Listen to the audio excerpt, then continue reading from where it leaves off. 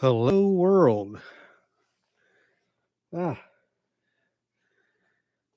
this is how I'm going to wind down today, I think. How's everybody doing? Oh, been a weird week. And it's only Tuesday. Put a little light on the subject here. I don't look like I'm half dead, which would probably be an improvement at this point. But anyway, yeah, it's been an interesting week. Um,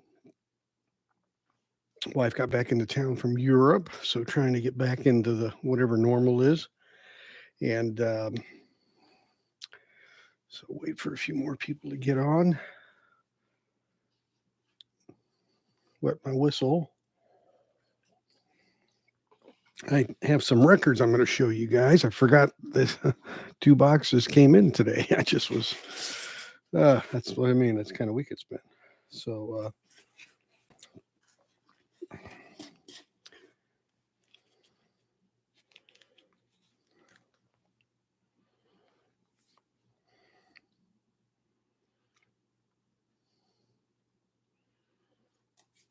what if an announcement went out on this? It should have. I never know for sure, to tell you the truth.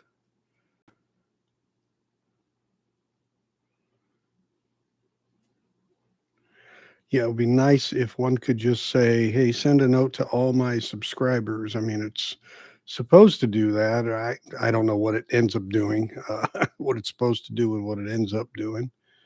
I'm going to send out a note here. And so it is Tuesday, and it's been a interesting since this big announcement out of Acoustic Sounds and Analog Productions. Of course, that's been a big thing. Talk about that. I've also got some albums to show you. Talk about a video I did tonight. Yeah.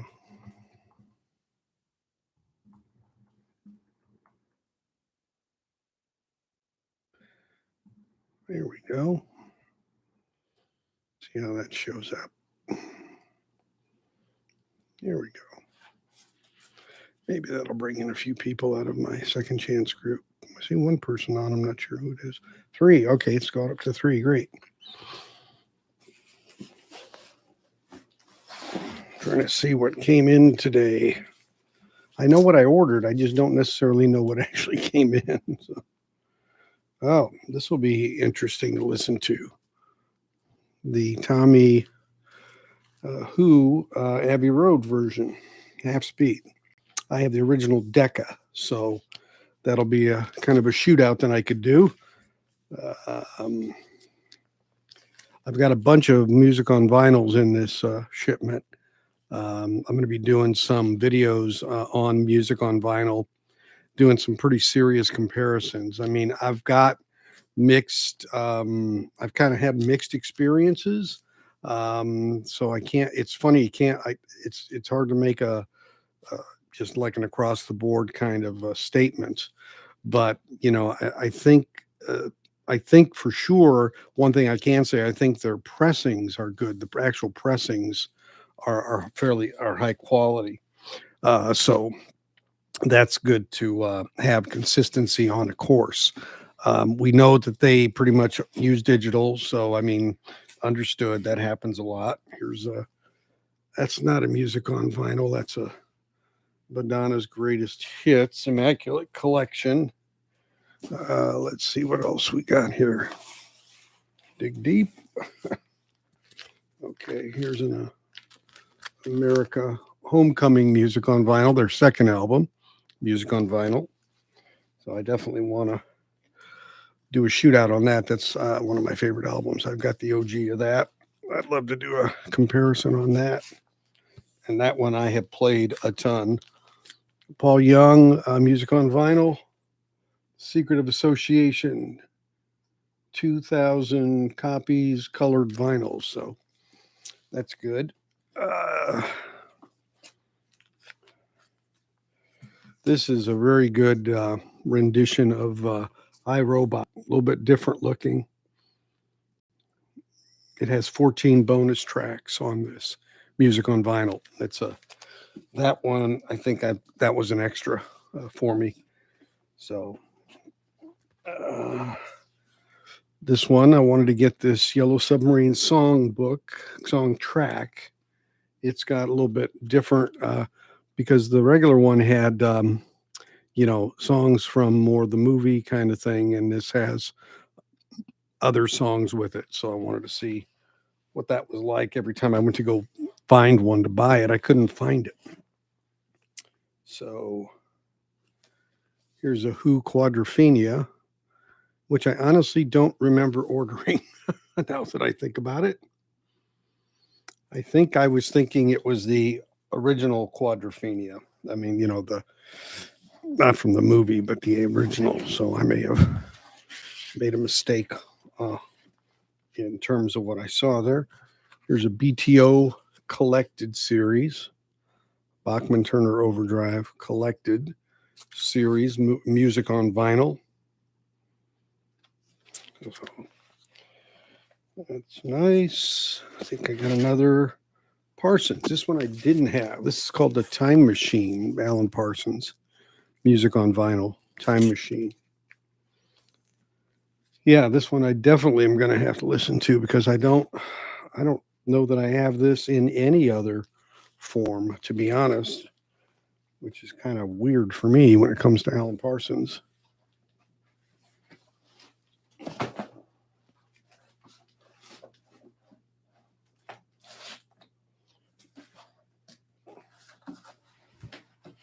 I'm pulling these out of a box that's in a box that's in a box. So hang on a second.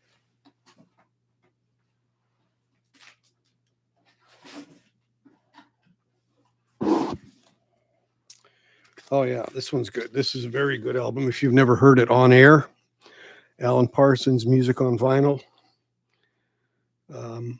So this one has a song, I think it's called So Far Away, and it is vocals are Christopher Cross.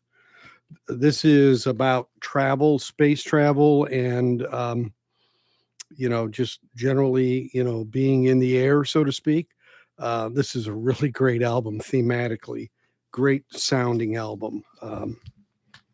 I had it for years on CD before I got it on album, but it's really one of the more not as well known, but very, very good Alan Parsons albums.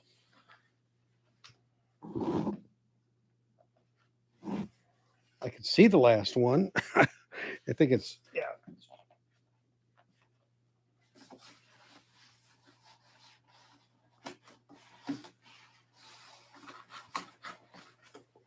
Okay, here we go. Had to get the box out of the box because there's several boxes. There we go. That's what I wanted to happen. Good. Okay. So there's a few more actually here. All right. So Mamas and the Papas collected. I tend to have a lot of Mamas and the Papas. I really wanted to get the color one, but I missed that one when it first came out, and it's pretty expensive to get. But Carpenters, music on vinyl. Yeah, I have a white copy of this, and this is the standard. So I'm definitely going to give this some turntable time to compare it because, Bernie Grunman mastered pretty much everything that they did, and they sound pretty darn good. So it might be hard to beat it, but I like collections because the songs go in different sequences usually, and it's kind of interesting that way. Joe Jackson collected. So this is a music on vinyl, one of his greatest hits. What I've found with the collected series, it seems to me at least, is and again, it depends how many, I want to say hits, but a group has, but the fourth side typically is a little bit lame. I would say lame, but it's has things that are a little less known. And so that's usually how those roll. Got my next box. So there definitely will be some music on vinyl shootouts coming. That's for sure. That's by design. I have a Donald Fagen Nightfly shootout started that I will be getting out. It does not include the UHQR, unfortunately. Not sorry, UHQR. Been using that word all day today. The One Step by MoFi. I don't have that one. I wish I did, but I don't. But it does have the regular MoFi one. That is one of mine to shoot out with.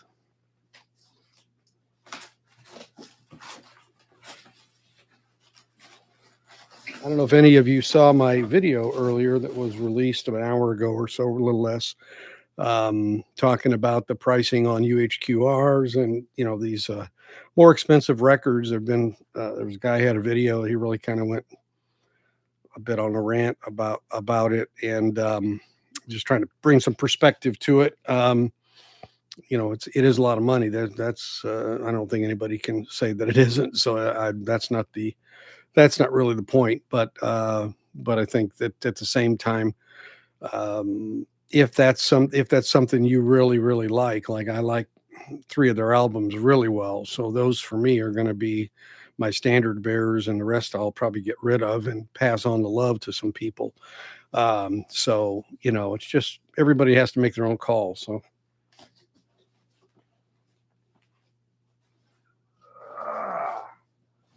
Oh, this is a box set. Okay, no wonder. I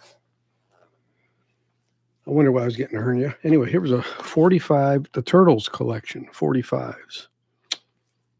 Saw that. I thought, oh, that looks interesting. I like the Turtles quite a bit. I have some of their 45 OGs, but just as a. And then this.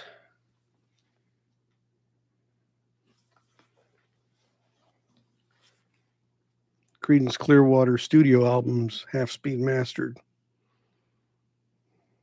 So that's good. I've got an Eagles, it's called Legacy, the one that's the big box set. I got that one coming as well. I got 2 more boxes coming, I think. So anyway, that's it. So I just, so I will be doing some music on vinyl shootouts. Anybody here have music on vinyl stuff? Any opinions on music on vinyl? Kind of curious. I know that there's a great example. There's a label that went up 25% or so, 30% earlier this year. They raised their prices quite a bit as well. So I mean, it's happening all over the industry. Universal did it in June. A lot of those Beatle reissues, they literally went up $10. Because I did a video that included that, and I said, hey, if you want any of these, you see them in Walmart for $26 or $24 or whatever, you might want to grab them, because they're gonna, when they restock them, they're gonna go up. So that's just a trend. The costs are up. But I think that we see it in everything. So it's not anything new. So nobody's had any music on vinyl. You can chat, of course. No, unless the chat's not working. Let me do a test here and just double check and make sure it's working. Yeah, it looks like it's working. Okay. Yeah, feel free to chat. Yeah, has anybody bought any music on vinyl? Experienced any? What's your experience been with them? There's a kind of a discussion going on about what is an audiophile record? What is an audiophile label? When you say it's an audiophile record? Is a standard record that comes out and it's, let's say, mastered by Kevin Gray, does that make it an audiophile record in and of itself? And I would say no, not in and of itself. Certainly heading in the right direction. But I mean, if the vinyl quality is just standard and it's noisy and, then it's really not, in my mind, audiophile quality. There's just certain elements, I think. Doesn't mean it has to be super expensive, not necessarily. Oh, thanks for that feedback, Evan. Yeah, and and I really feel bad for the people in other countries that want to buy it. They have all sorts of taxes and tariffs and shipping. Oh my God, it's terrible. I totally I get that. And I wish that there was a distribution methodology that could equalize that. Now I don't. I've seen stuff from, yeah, you're one of them. Yeah, you're in Canada, so there you go. Yeah, it's meet you at the border kind of thing, I guess. Be transacting vinyl instead of drugs. But it'd be nice if there was. I noticed like MoFi. It seems to me they must have some distribution agreements in other countries because it seems to me I saw like even like an Obi strip on a one step or something that looked like an aftermarket like Obi. Maybe they shipped them all and then they distributed them locally, and that cut out some of that extra cost. I don't know. It'd be nice to hear from somebody who's in Asia. Actually, there is a guy who contacted me who is in Japan. I should ask him that question. Um, but it's bad. But like I said in the video, I mean, I remember when I bought UHQRs in 81, 82, and I was paying $50, and people looked at me like I was on drugs. Um, because you could get the standard MoFis for 12 to $15, and regular albums were like $6, $7. So, you were paying, 6 times, 7 times, 8 times as much. So people would, kind of look at you the same way. So it's all relative. Same for Blondie. So huge prices in deluxe now. Yeah. Yeah. I imagine even like the Revolver, which, I think I don't know if it's 180, 199, whatever. I bought it with 20% off at 160 something. So I guess it's probably near 200. And then with, I don't, I've heard, I think in Rachel's Ghost, she was saying it was going to be near 300 for them. So 400 Canadian. Wow. That's ridiculous. Yeah. See, that's a shame. I mean, like I said, I paid, I think 162 or something shipped with taxes. So because they had a 20% off coupon. Yeah, I hear you, Evan. Man, that's, but you look at it, and I don't mean, you break down where the costs are coming from. I know part of it's an exchange factor. That's part of, the weakening of these other currencies against the dollar. The pound is like we're almost even with the pound, which is ridiculous. It's crazy almost. The euro we're even with, if not better. My wife was saying, I think euro was worth for U.S. dollar, euro was worth 98 cents or something when she was there a couple of weeks ago. So yeah, though I mean I remember back when I was in Europe before it was like 1.4, so it was for every euro it was $1.40. So I mean it was really lopsided, against the dollar. That's part of it. Shipping generally though has gone up. I mean, big time. Yeah, in the business that I'm involved with, the product shipment and the shipment of incoming goods is just, in some cases quadrupled. So need money to be a collector today. Yeah, it is. I mean, now of course you can go to your store and you can pick up the stuff that's, but even there, like I said, I've seen a marked increase in prices in like half price bookstore, Josie, the locals. I mean, I've seen 20% or so. Um, and I verified it. Will this bust? Well, I think CDs are cheaper. Yeah, right. No, you're right. Yeah, CDs are, I say a dime a dozen, but I mean a few bucks here and there. Yeah. And so yeah, I think it is going to start to separate, the crowd, so to speak, a bit. I think there's going to be that natural peeling off to people who will buy less and, be much more discreet about what they buy.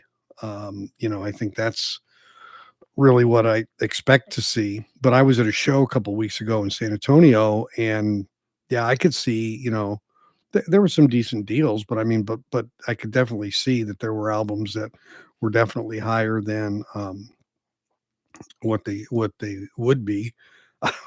was talking to a guy who had he had about six Steely Dan albums, and I think he had his "Can't Buy a Thrill" at like $80, but it was a yellow Canadian one, so I mean it was one that's a little more pricey, probably a $50 album. But I kind of told him, yeah, you might want to try to sell that soon because it won't be long. That one's going to be available for, you know, just retail for $30. So want to be careful.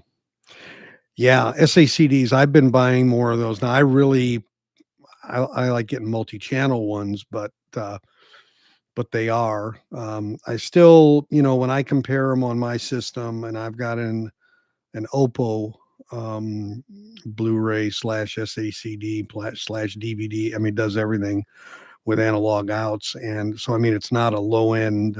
I mean, it's not a high end, but it's a decent one. Compare it to vinyl, vinyl still has a certain warmth and texture to it. Now the DSD on the SACDs is 64. That's like, I don't, the 256, I don't think they can put it in that format. So I think the 256 they can use to reuse to master vinyl is even more accurate. So, at least on the MoFi side, let's be clear, we're talking about MoFi when we say that. But yeah, I mean, yeah, you could buy 5 Steely Dan SACDs for one LP, for one UHQR. I mean, duh, right? Yeah. What's the answer to this problem? Is there an answer? I guess they figure baby boomers have the dough. Well,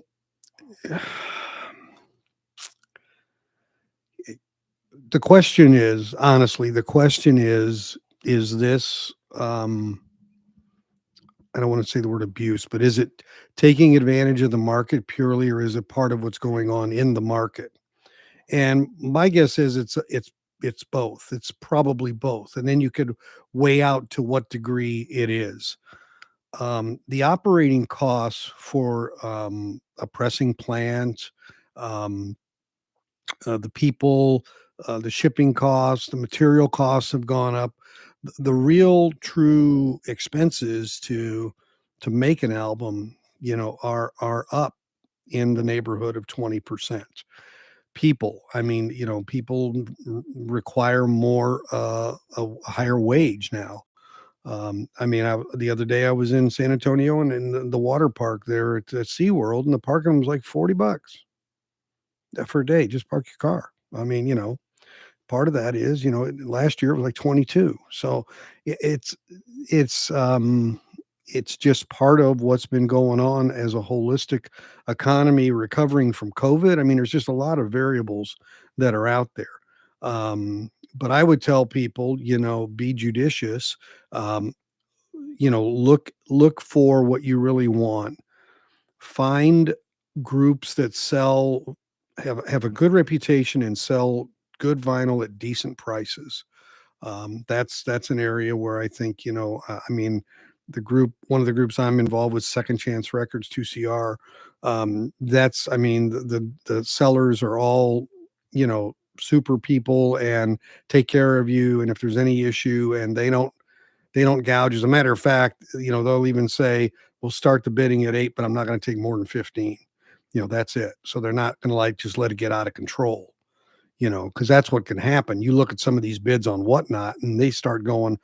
I was taking screenshots of ones that were going the other day on a Whatnot, and it's like, wow, that's person could have picked up that for 25% less on Discogs from 7 different sellers, but they don't know. Hello, Romero.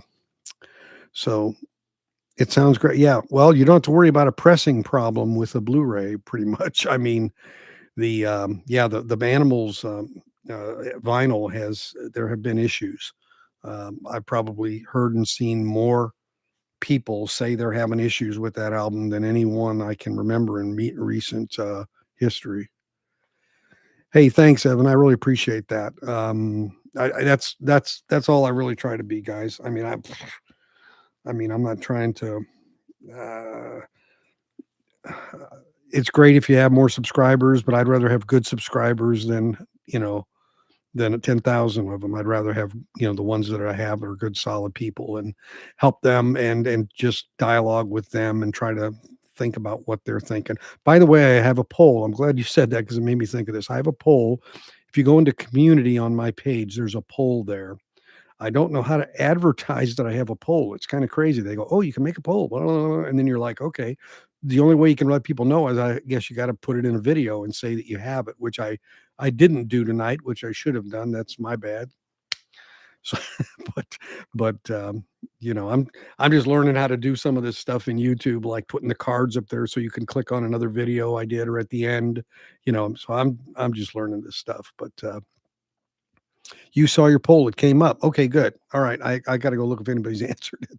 But but I'm going to do those kind of things, because I really would like to make videos that are and kind of in the context of what people would want to hear and see, and not just, yeah, some I do, I say, because they're interest to me, yeah, okay, that's fine.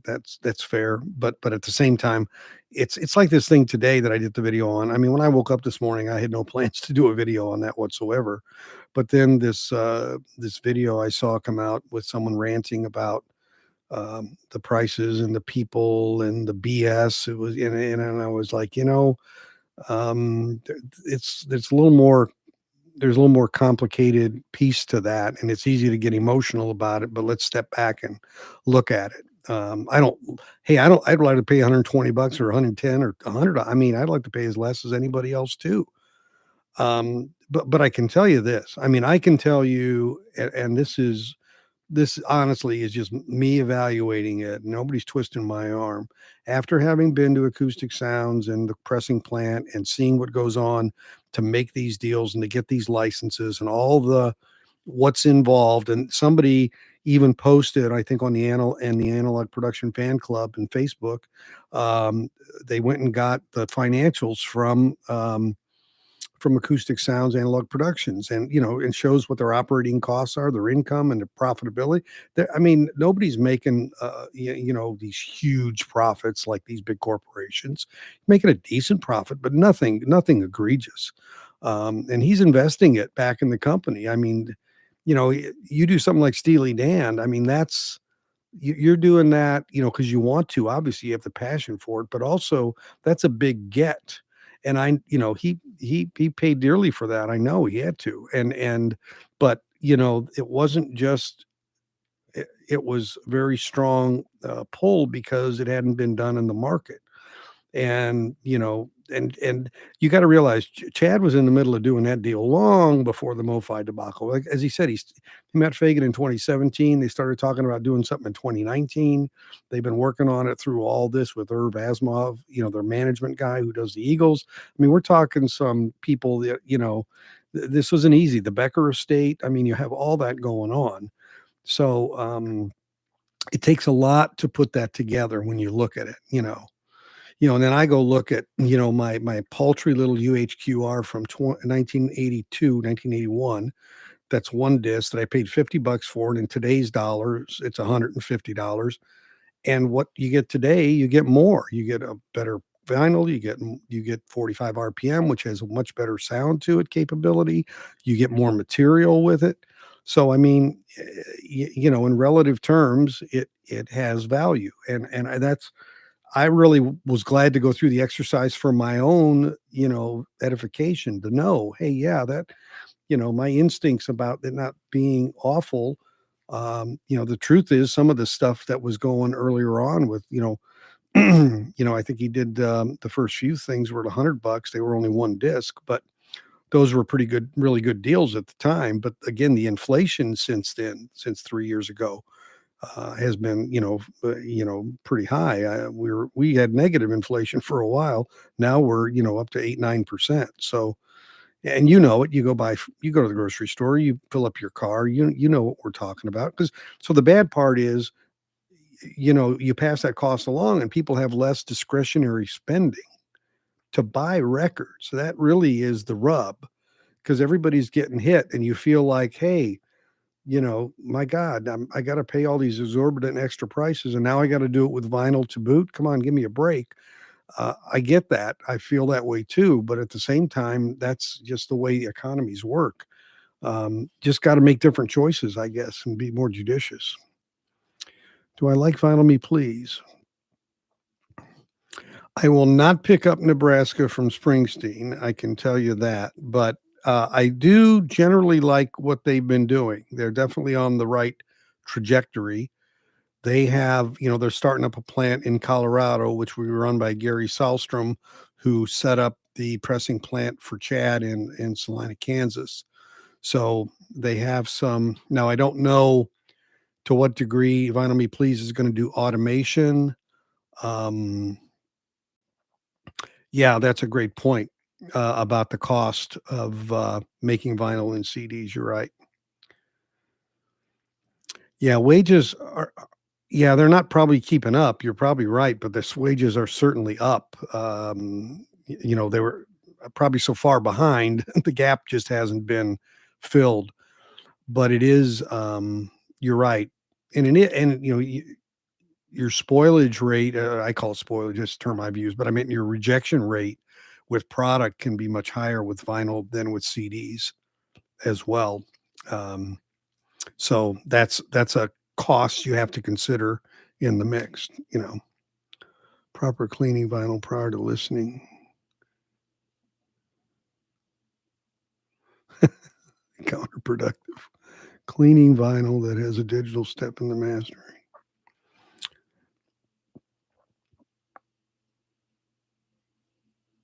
Yeah. Hey, Tug. Yeah. Well, like I said, the good news is with the Steely Dan, they're doing a simultaneous release with the standard, retail product. So to me, it's like, wow, I mean, you get the best of both worlds. I say the best, but you know what I mean? You get the opportunity. And that's, this choreography of this release is pretty freaking unique, actually. Now I know Thriller, they're going to do something like that, but we're talking about a whole catalog here, and we're talking about a brand that hasn't had their stuff out, and I mean, it's a whole different scale, in my opinion, and more variables and moving parts because of it. And so that in and of itself is a matter of um, the cost, the time. I mean, to do this. I mean, Chad's time is really wrapped up in this. He's really the lead soldier, to get all this done, right? Um, but it'll be really interesting to get some of the standard pressings to see what they're like. They're coming out of Precision out of Canada, which what I understand is owned by GZ out of the Czech Republic, which doesn't have a great reputation for quality. And I think there have been some releases out of Precision, so that haven't been hitting it out of the park, I guess. So that'll be interesting to see. I don't will wish ill on what comes out, but obviously there will be people going, is this, was it better to just spend the $30 than the 150? Am I getting that much more for my money? Yeah, Steely Dan is an acquired taste to some degree. I mean, it's really, they have a very interesting sound in a way, and then they matured into that more jazzish kind of sound. And um, yeah, I mean, that's why there's so many different groups. People like different music. It's okay. I mean, hey, do you know what the catalyst has caused a resurgence in vinyl? Well, I say it's a little bit complicated. It's, there's been kind of in the earlier 2000s, there was always kind of a, retro kind of thing about things that were retro and what they were like. And that's kind of cool. And then, I actually think the art piece of vinyl, the covers and the stuff that came with it and the gatefolds and all, hey, John, the gate, I think all of that compared to, open a CD, pull out that little paper thing and try to read it. I just think it's, hello there, Leah.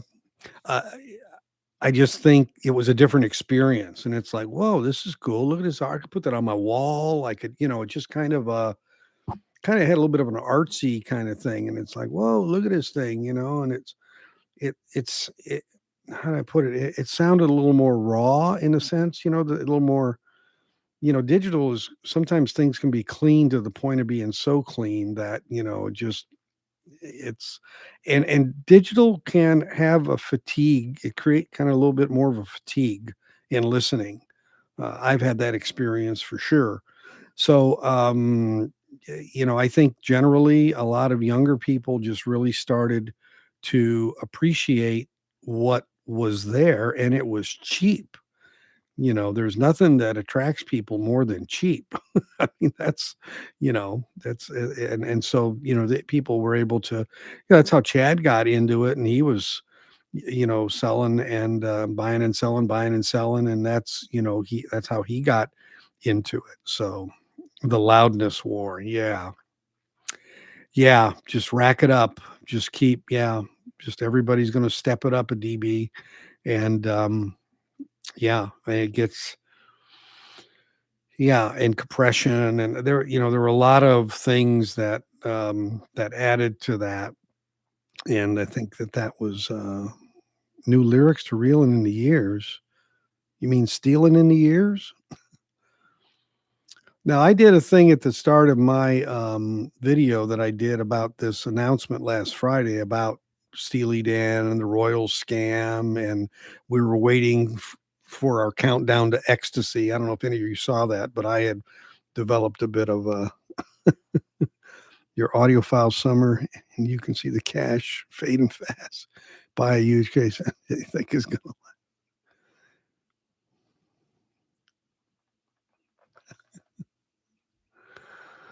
Uh, yeah. Well, there you go. Muddiness of cassettes. Yeah, moving up to CD. Sure. Yeah, that makes sense. That makes perfectly good sense. Hinch. It doesn't work so well. Yeah, I what changed partially, I think, was there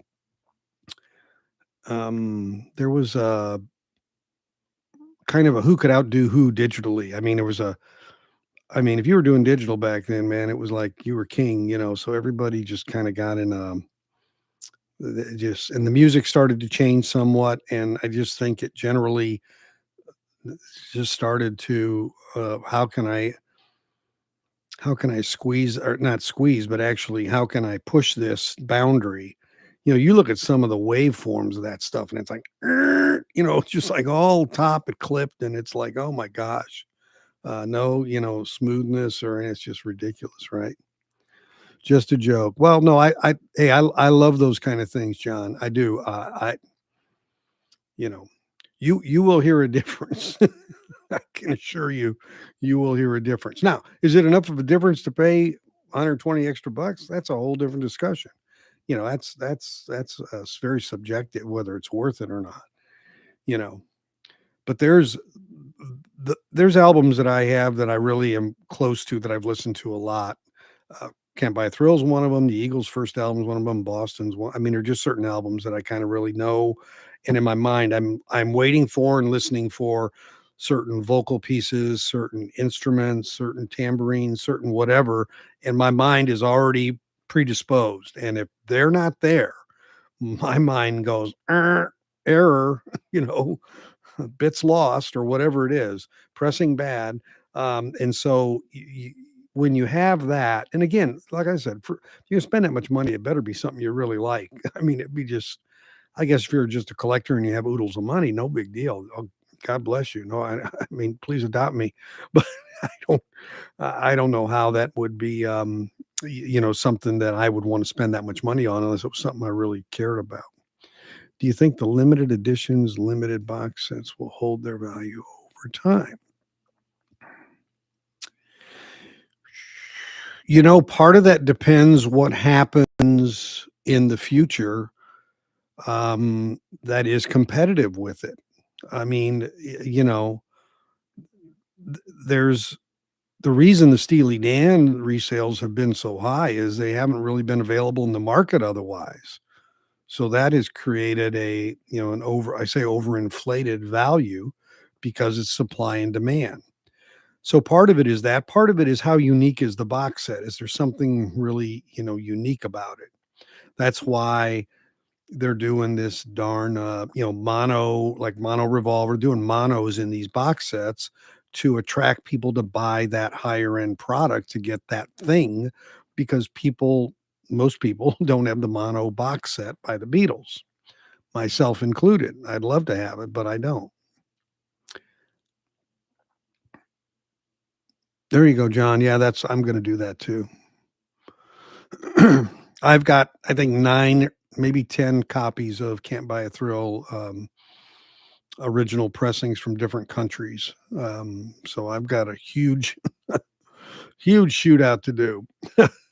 but but there are differences even in the ones I currently have. I do have the Canadian yellow, so I can do a Canadian one for you Canadians. I'm actually Canadian. I don't know if I told you on this. I was born in Quebec, but I was adopted and moved to the US when I was a baby. But I'm 100% French Canadian, so I have some.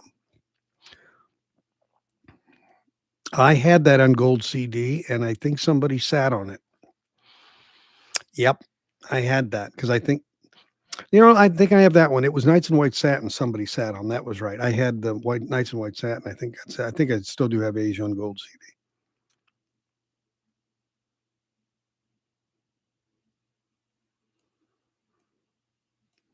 Yeah, limited quantities are, partly that's part of the whole agreement thing, and I mean, it's a whole thing that they do, and you have to do enough quantities to kind of recoup your costs for the licensing, and whether you sell them all or not, you're still paying the same licensing. You're paying for, um, I'm going to sell 25,000 Asians and 20,000 Gambia thrills and 15,000 of the rest. You're you're you're selling that out on the front end. So everything else is a recuperation at that point, actually. So not my drinking noggin. Yeah, well, I'm just drinking tea. So, but so there's a whole. Yeah, so when Chad talks about making the sausage, he talks about it from a production standpoint with the QRP piece, and that is true. There is all of that, but there's the whole front end before you ever get there. Um, that is, what I call making the white collar sausage, and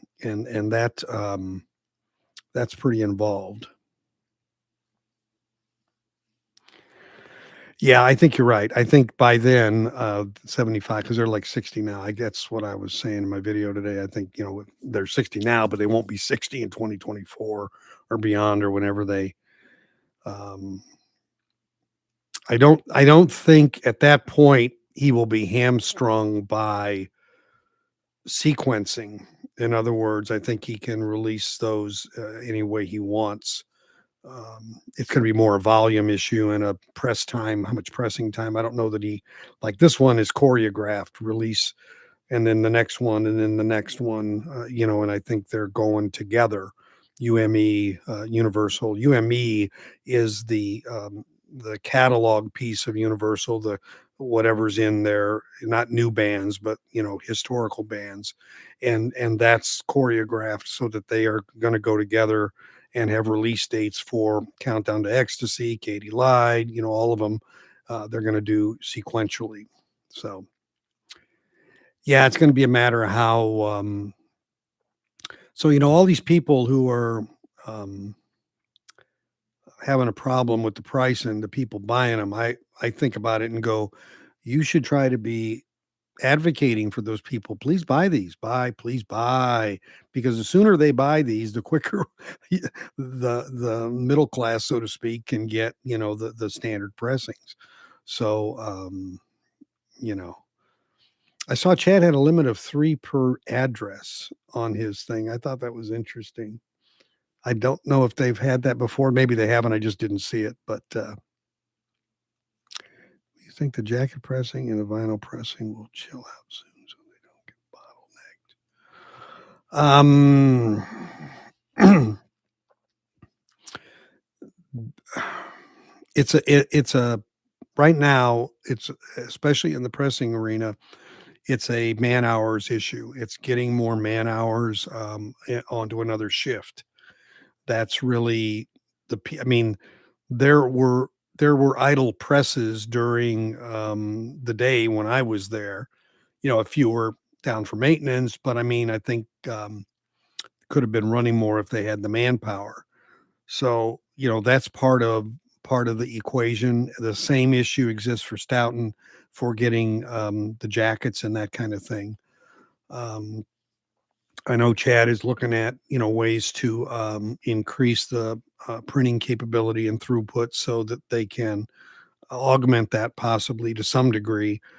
But everybody is, I say nationally, I'll tell you it's globally because I work for a company out of Sweden. So the projects I'm on, I'm dealing with sites everywhere. It's very, very similar type thing. The only place that doesn't seem to have that problem for the most part seems to be China. But when you got that many billions of people, I guess.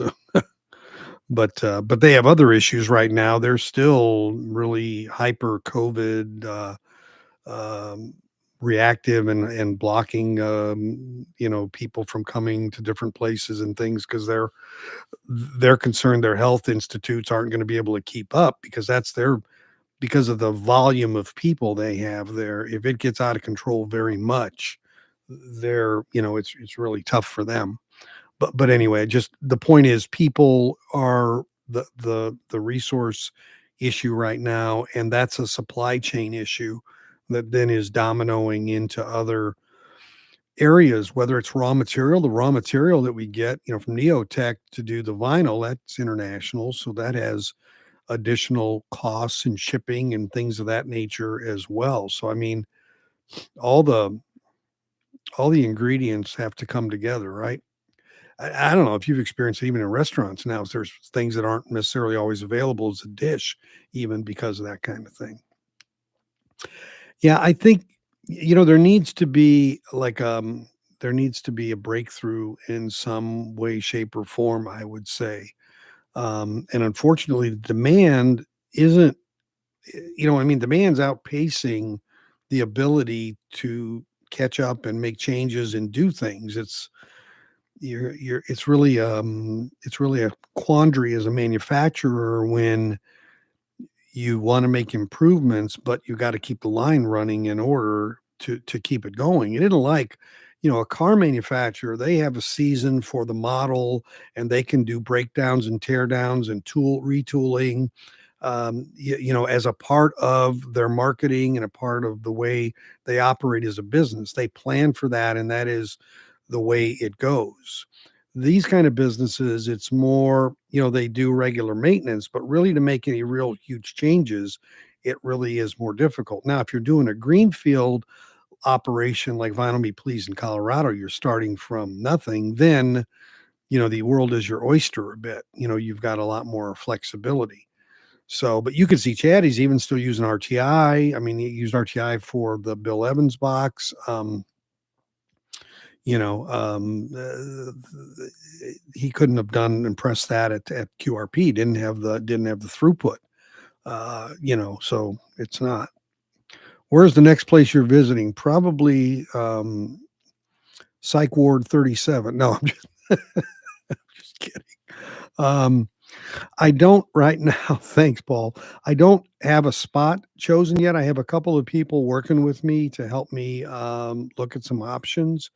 I am, by the way, going to go back to Acoustic Sounds and Analog Productions to kind of do a couple more interviews because we had some issues with the previous, but kind of wanted to wait until these announcements got out and we can kind of focus a bit on that.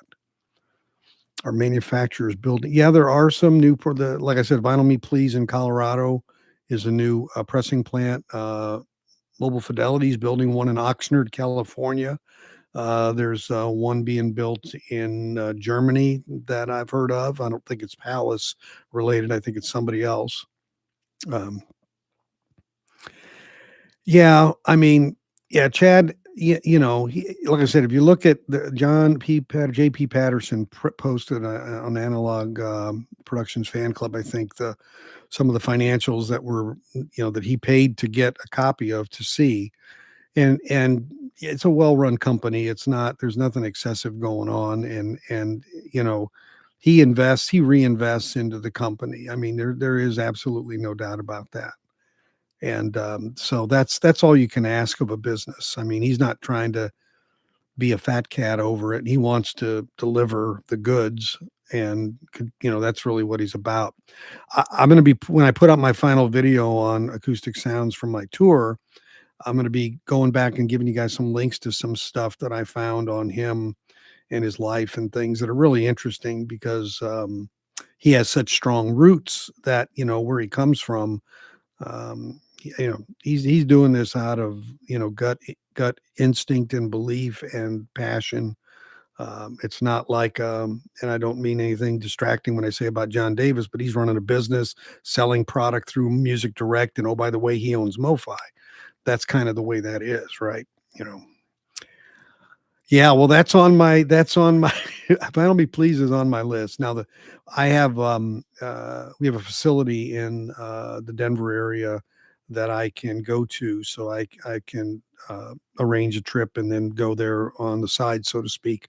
So I'm trying to get, through Gary, some connections, but you kind of want to let them get their feet a bit and all. So, but that is one of the ones that time that I'm trying to go through to see if I can get that. I'm sure that's, I say high demand, but I'm sure that that will have a lot of interest.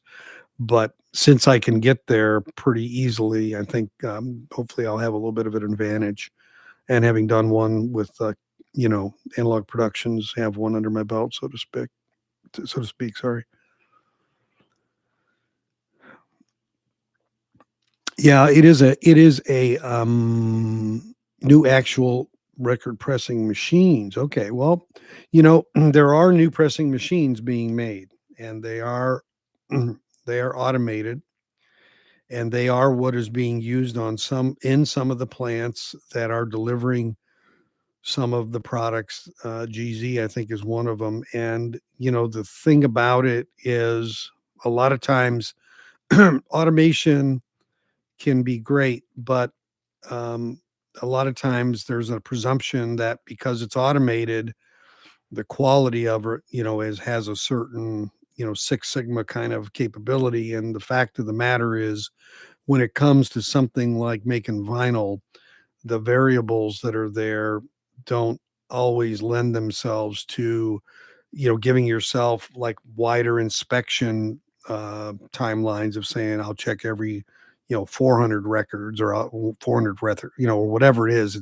They give it more leeway, but then if they don't catch an issue, then it's in between those 400, and now you've got a few hundred that are bad, and those machines tend to make corrections as they go. It's kind of like your car. It makes corrections in burning the fuel as you're driving. You don't really know that that's happening. So it's not quite as sterile, and human intervention to look at that. It's like packaging is really, if you don't do packaging right and putting the, in the sleeves, the right albums and things, I mean, you can, they've had that problem traditionally with double albums. And I know the One Steps, a lot of people got album two twice or album one twice. They, their lines aren't set up right, and the records aren't placed in the right place. And it's just common sense sometimes, but it happens. People start to rush, I think, you're in the great. Yeah, I think that's where we're headed to, John. I think so. Oh yeah, yeah, he, he talked to me about that. We talked about that. It's totally, that is one thing that I can say, and he said it, that has changed since MoFi.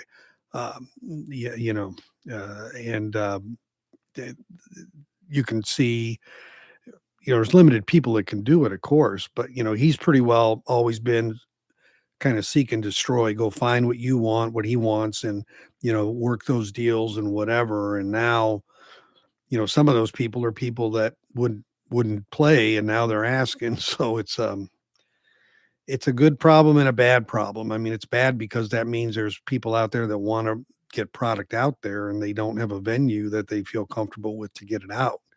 And so that affects us as consumers, you know.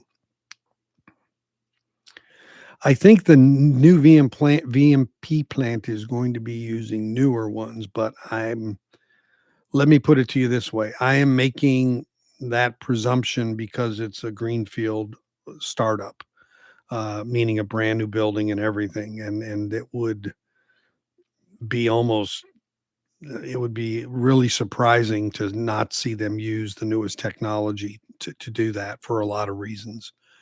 There's there's less human intensity required in monitoring and managing automation than obviously than hand doing things. And a big part of costs comes from people, because people, you have to pay them now. I mean, machines, you can capitalize the acquisition over 10 years, right? So it's a whole different thing, for example. So just from a business perspective, I would be surprised unless there were some really, really specific type of capability they needed that automation didn't do it. So yeah, but those are all great questions, and I've got some of the same questions in my own mind. But if I can get a connection there, I think that'll be obviously the first thing to do. That's what's funny about it is if you'll look on Acoustic Sounds YouTube page, they actually Chad did an interview with the president, or the guy that's head of Vinyl Me Please, young guy. And I was trying to think to myself, it was a year ago. When did Gary leave? Did Gary get picked off when the guy was there, or was that already in the works and they were working it out, or what?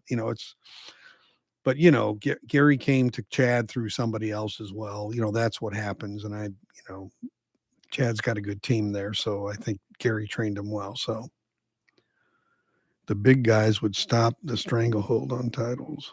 Okay, no one thought this. Yeah. The cost customers may have to be something we suck it up. Yeah, who owns the ball, right? Yeah, who owns the yeah. Yeah, and you got to remember, I mean, whatever leverage they think they have, let me put it this way. They're not thinking about what Chad's going to charge per album. They're thinking about what number they can get out of him for the licensing. They're like, you figure that out. You figure out what your run rates are and what your costs are. And, I mean, that's not really where their wheelhouse is at. I mean, at all. I mean, a lot of people think that that's where they're at. Universal's thinking about their $29.99, one, of course, they're thinking about that. But they're looking at it and going, from their perspective, it's like, hey, ours is 20% of the cost of that guy's. This is a great deal here, and they've already got the license. so it's just, that's just the way the cookie crumbles. They have all the cards, so to speak. Hello, Tim at University of Vinyl. Good to see you there. I would have preferred that the SD titles be treated like the Doors. Yeah. Yeah, I think you're right. I think that's it. I think they had to absorb, they had to be able to get that volume and get the dollars to pay for the licensing and everything of that. And yeah. Yeah, but think about it. I mean, we're starting to really know a lot about the minutia, kind of what's going on, and it's kind of interesting in some ways, kind of depressing in other ways. But um I can assure you, I think honestly, if Chad could have said I could get 50,000 of these into people's hands at $60, then, but there's a volume issue, right? I mean, you still got to press two records at that point until you get down to you're pressing a 33 and you're using half the capacity. That's when you gain to be able to do that many more. But Universal took that card totally away because they took it. So I mean, it's just a whole bunch of balls in the air, and I think Chad grabbed the ones he could to do what he could with what he wanted to achieve. Um, and that,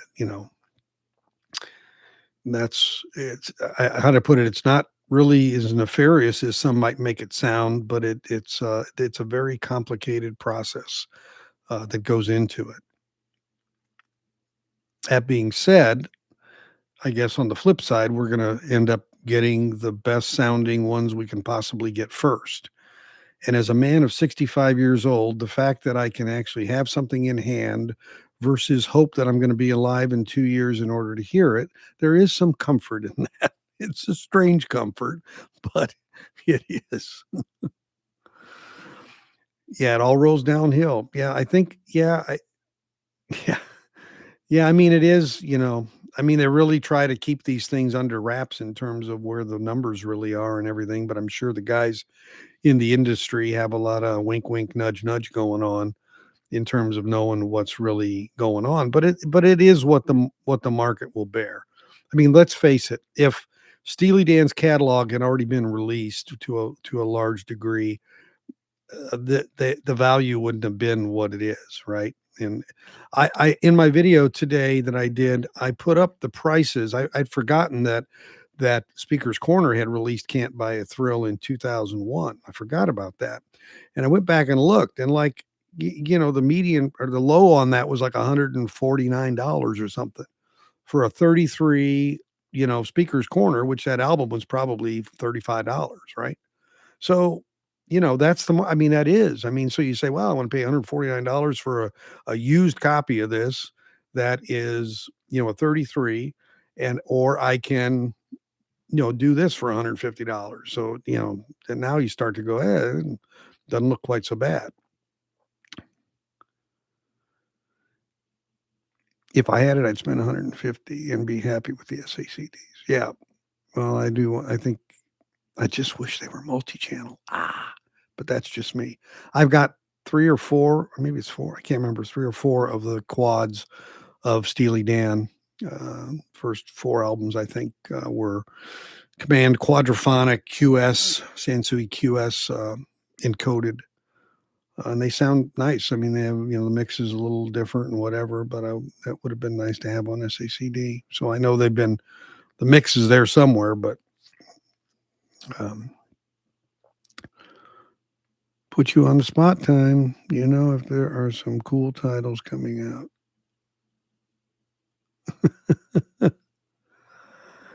Yeah, I mean, they are going to be out of the genre that that he typically has been going, with the jazz and that type of thing. It's definitely, he's definitely leaning into this part of the catalog, I'd say. And part of that is, I say, coincident in the sense that it's just the deals that have been working and things that have been going up to now. So they're ones that I think aren't necessarily ones that the same. How do I put it? Let me just use me as an example. Me as an example, like I really was desperate for Steely Dan to come out, but I don't think these next ones are going to be as interesting to me. But for people who probably aren't interested in Steely Dan as much, these will be interesting to them, which is good because it creates a balance. I'd say that's the way I look at it, and so I think that's what we would hope, because I mean, you can't like. I mean, I don't know. Some people do like everything, I guess, but there's just certain things that I like a lot more than others. For me, Steely Dan has just kind of always been on the list, always been on the. Probably have more. Well, Beatles, I probably have the most, but I have a fair amount of Steely Dans. But I would tell you that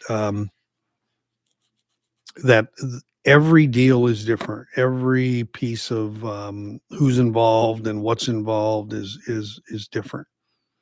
I don't think there's any 2 of these really that are alike, unless you're redoing something you already did, of course, but I mean, they're just all sorts of dynamics going on. Um, and I think the most telling thing to that to me is Chad makes the video for the drop, right? He makes the video for the announcement. He says, "Can't buy a thrill October 28th." And then the Chiron comes up and says November 4th. I'm like, okay. So somebody, something changed and it wasn't in his control. And, they didn't make that video that long ago. I don't think so. I think it's a very dynamic situation. And it was, a lot of balls in the air. In one of the inner chat, he said, "Two title be announced." So that's what he said. Well, part of the reason he said that, I think, is the limited quantities they're going to have. I mean, I think they'll be very popular. Don't get me wrong. But my point is, I think the reason he said that is, it was quantity based. Well, it doesn't seem like it's going to have to be that long. I heard him say a month, and then I heard him say 2 weeks, and so within a month could be as soon as 2 weeks from this past weekend or whatever. I'm thinking, it'll be. Let's see. Look at a calendar here.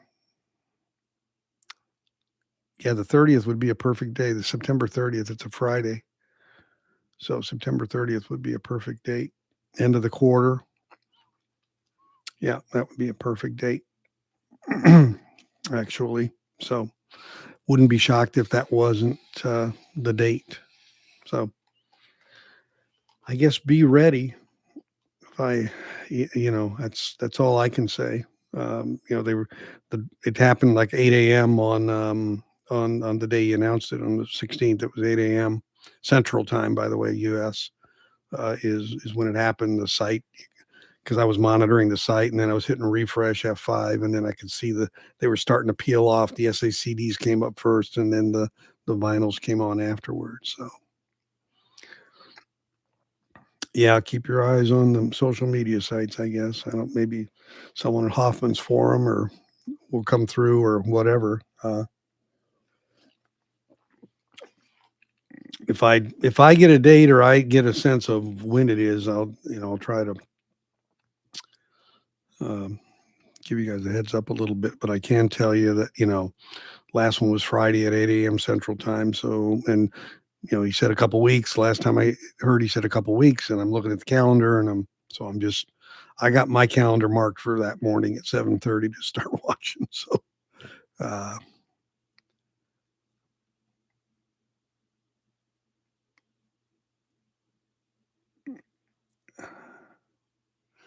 yeah, 30. Yeah, I mean, it may have been an exaggeration in a sense, but I mean, uh, he knows at what clip things sell. How many Asias did they sell in the first hour? On last Friday. I don't know exactly, but um, that would be an interesting question. But I got the impression that whatever is coming, it's going to be a few thousand only, and I definitely get the feeling it isn't going to be a UHQR. But maybe I'm wrong. But there's some, and maybe you guys, I'd like to get your input on it. I think there's just some music that really doesn't benefit as much from something as high end as a UHQR or one step or whatever, that it really, musically, it's just, can be so loud, or it can be so, so congested music wise that it really doesn't, doesn't benefit as much. That's just me. Fond of the idea of, yeah, and I don't know if that's where it's coming from. I don't think it's something that has been released on classics before. Don't know for sure. I don't know that whole catalog, but I think rock wise, or that kind of genre, I think that's a good. Yes. So in the UHQRs, the Steely Dan's Can't Buy a Thrill is 20,000. Asia is 25,000, and the rest of the titles are all 15,000 each. So that's thanks, Tim. Yeah, I mean that's just me. It's harder for me to pull out the, the extra juice out of it, kind of thing. But yeah, that's what the counts are. That's what it is. Yeah. Yeah, I'll be interested to kind of get a sense maybe of what kind of percentages have been pre-ordered in the first week to get, just kind of get a barometer, because obviously you're going to have a huge, influx at the beginning. That no doubt about that. I was very early in my order, as I can tell you. I was like ready to execute. I had everything ready to go. So no, they're not all sold out already. No, not. I don't think not in the least. All sold out. Yeah, definitely not.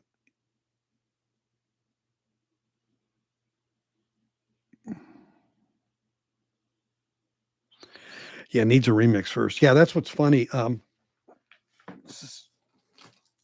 So you know, Aqualung was done UHQR, right? You know, and Aqualung was really a great mix. Wasn't a great recording, great pressing, whatever. I mean, it just was a little bit muddy. But man, when Steve Wilson did a remix on it, got hold of it, all of a sudden it kind of came to life. And you're right, that that is, and that's his whole thing. People in remix and remastering, you can only do so much remastering with it. You can only do so much good to it.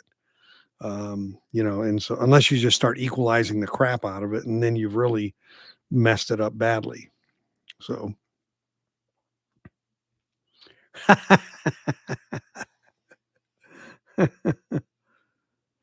yeah, I heard there's a few, yeah, box sets left. That's just, I mean, I'm not honestly into that kind of music. So the only reason I would ever buy something like that would be as a collector, just hoping it would appreciate, but I don't think I would do it with that kind of music. Um, yeah, they actually had their website go down the other night, Saturday night, I guess it was, because they had a really bad storm go through Salina that night. Because I tried to get on it Sunday morning, and it was like not there, um, which was surprising. But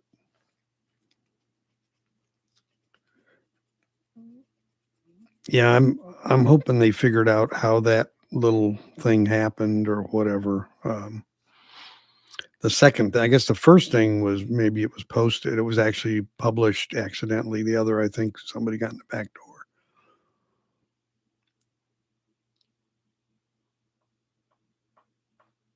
Yeah, well, I can pretty well bet, and I think that, that's not going to be one that he's going to do, of course, that kind. But, and I mean, he's really open to, another, somebody else, starting a plant to do that kind of stuff and giving them input on how to do, I mean, he's really a more the merrier kind of guy. I mean, he's not, you know, he knows his lane. He stays in his lane. He knows what his lane is, and that's what he wants to do. And that's, and that's good. I mean, in the sense that, some people try to be all things to all people, and that never works out.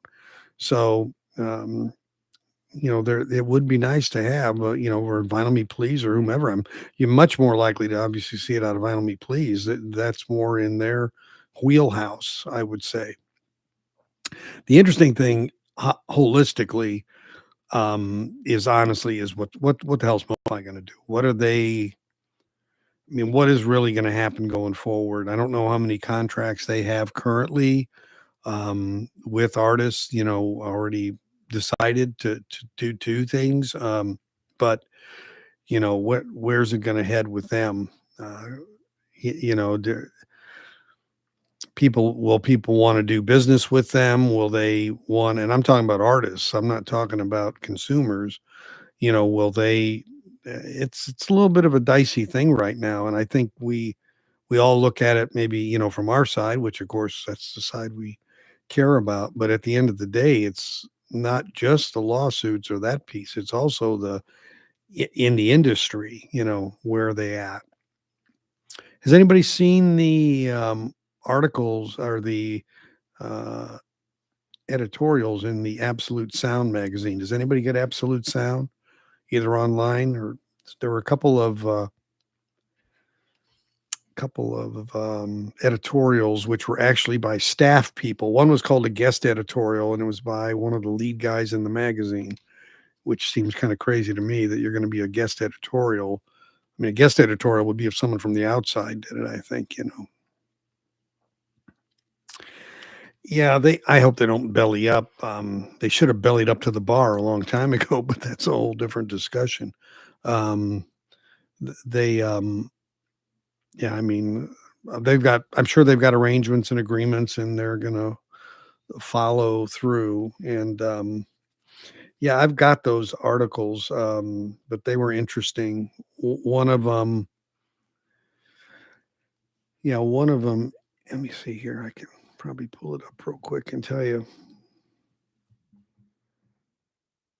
Just really struck me a little odd the way I don't know, it just so the one article was from a guy named Jonathan Valen, and he's part of the magazine, and but it was called a guest editorial, and it was entitled "The MoFi Mess," and he went through the whole scandal and talked about what happened. Then he said, "This is an embarrassing mess that MoFi needs to fix." And then he started to get into well, but their stuff really sounds good. Um, and then he um, um, kind of does a little pivot at the end, I would call it a little pivot.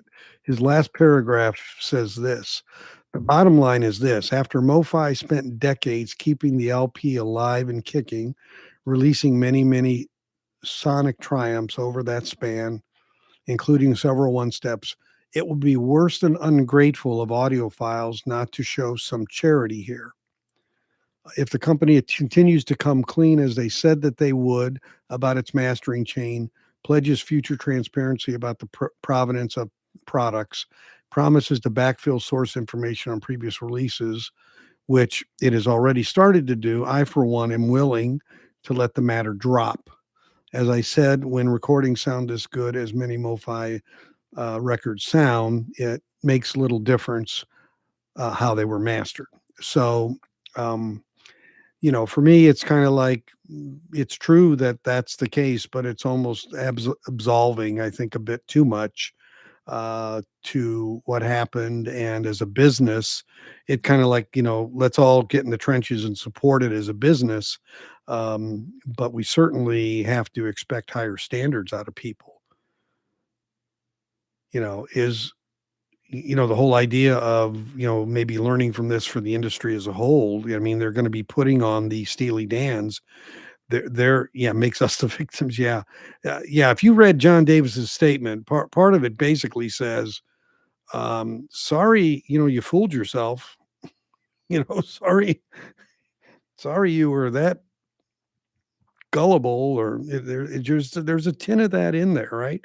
And but the point is, and on the new releases, the Steely Dan releases, they're going to have an indication of the chain, the from recording chain through the mastering is going to be on there.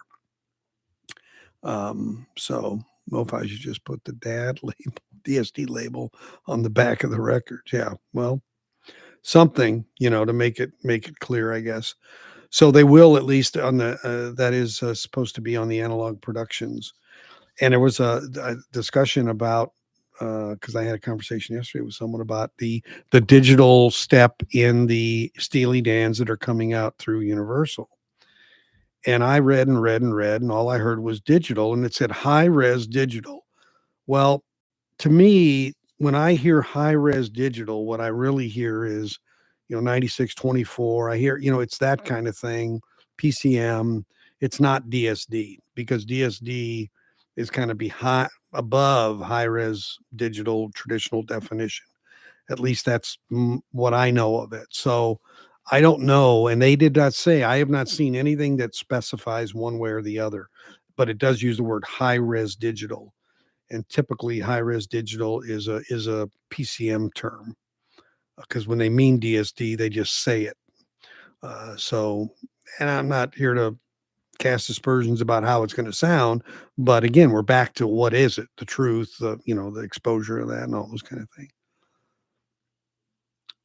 Mike Esposito and others, and it turns out it went through the plangent process. Yeah, that is true. That is true.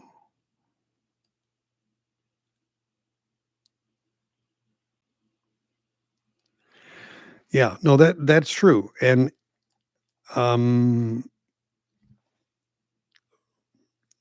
from what from what I understand of that it needed it. And so they did the best approach they believed would give the best outcome, and I don't think anybody disagreed with that. But but I've seen a certain reviewer who put out a video about 6 weeks ago, kind of blasting MoFi stuff I've never reviewed, and a couple of them I think he actually has at least mentioned and was positive, and now kind of, so there are some, some sour grapes in the I mean, I got accused on a shootout of not picking a MoFi because of this thing, and I'm like, well, no, and I didn't pick it because I didn't think it sounded better. But yet the other one I did, I think it did sound, and I said it did. So it's kind of like you can't win, with some people. It's just the way it is. Give up with that. But the DSD transfer method, when it comes to the tape and the life of the tape and the longevity of the tape and whatever, however you want to look at it, it is smart to use that technology. Whether you use it to cut it to vinyl or not, or need to cut it to vinyl or not, is a secondary discussion. But just from the ability to have that, nugget, it's kind of like having a backup of your hard drive, right? You have it. It's, you have that. And there's so many tapes that are, in the 50 plus year condition. Some have been well managed and maintained, some haven't. So Dr. David Robinson. No, is he a proctologist? No, I have not heard of Dr. David Robinson. He wasn't on Lost in Space, was he? No, that's Will Robinson. Uh,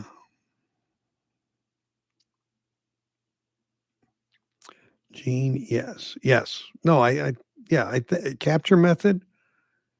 Yeah, no, I think, yeah, as a capture method, especially, yeah, especially 256. Yeah, yeah. I mean, yeah, it gets to splitting hairs, right? I mean, you lose an original master tape for whatever reason, breakage, wear, stretch, oxide, whatever it is. He is a DSD expert. Okay. All right. I have to look him up. I've I've read a lot about DSD lately, and I may honestly have read that something by him. I just don't, didn't recognize the name. But in at some point, the technology does get to where it needs to be. That's always the case. You think about it, right? Put a man on the moon, you know, taking pictures up in Mars. I mean, eventually things get to where they need to get. And analog is relatively primitive when you really look at it and think about it. It's relatively primitive, and it has its downsides. It does, how much of it is our ears and how much of it is our heart. Our, yeah, like you said, the romantic or the emotional side of it. That's always a question. Um, a blind test that Chad was involved in. Guess what? Okay, well, I didn't know that, hadn't read that, hadn't seen that.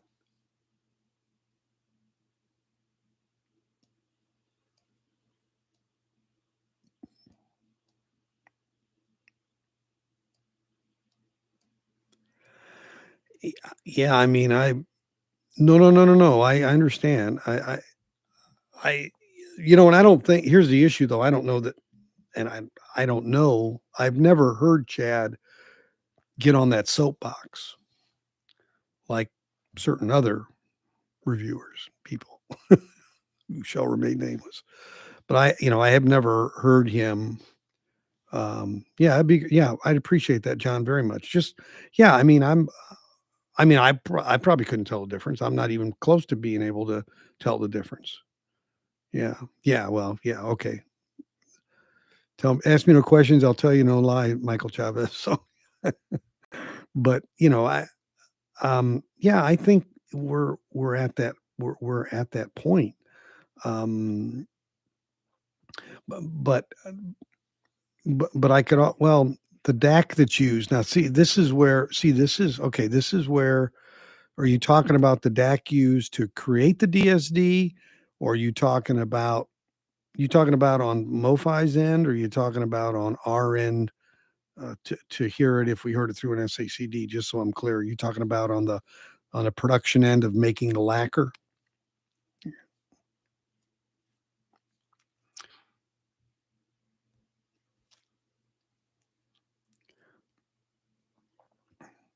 Because the one thing you don't have in the DSD on their end is encryption.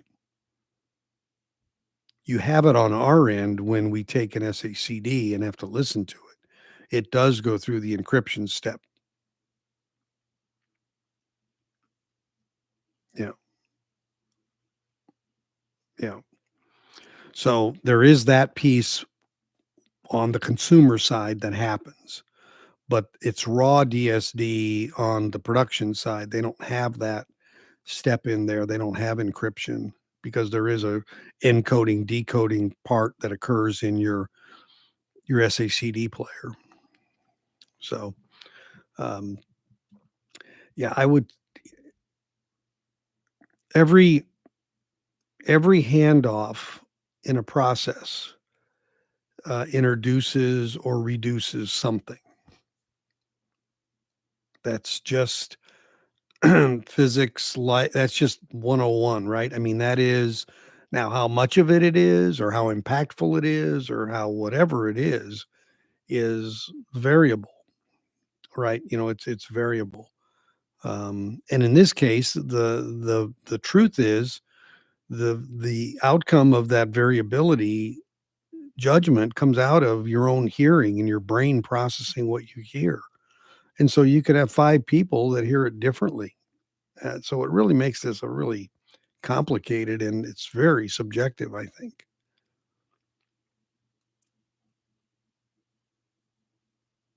Yeah, they do. That's the gain two system you're talking about. Yeah.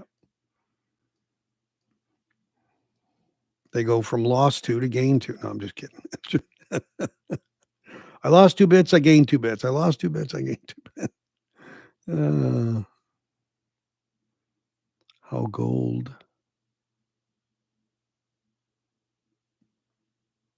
Hmm. Yeah. Um, I can assure you it's probably way better than anything you or I or anybody on this forum can afford. That's for sure. Right. Yeah, my DAC on my Oppo handles the DSD. But again, the DSD, it's getting it's there's an encryption step that has to be taken into account when it hits our ears. No matter how MoFi did it, when you're doing a DSD or whoever put it to the disk, there's that layer that occurs there. So you not only have it, let's say you've got to encode it back to analog, but then the bits have to be reinterpreted to take the encoding of the encryption off. Prof says exactly what the equipment was. Okay, that'd be cool. Yeah. That'd be cool. Yeah, I'm into I mean, I'll get in the weeds. I like to get in the weeds on this stuff. I mean, it's very interesting. Um, but I always say that at the end of the day, in any of these discussions, it ends up being what you hear and what your mind tells you you've heard and how that impresses you, what impression that makes on you. And there can be, I mean, people have different hearing capabilities just right out of the box, certain frequencies, certain, I mean, there's all sorts of variables here.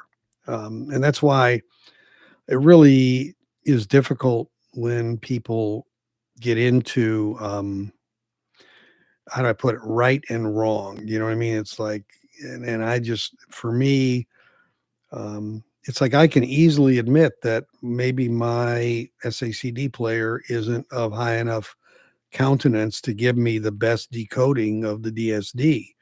And that contributes to why I think the vinyl sounds better.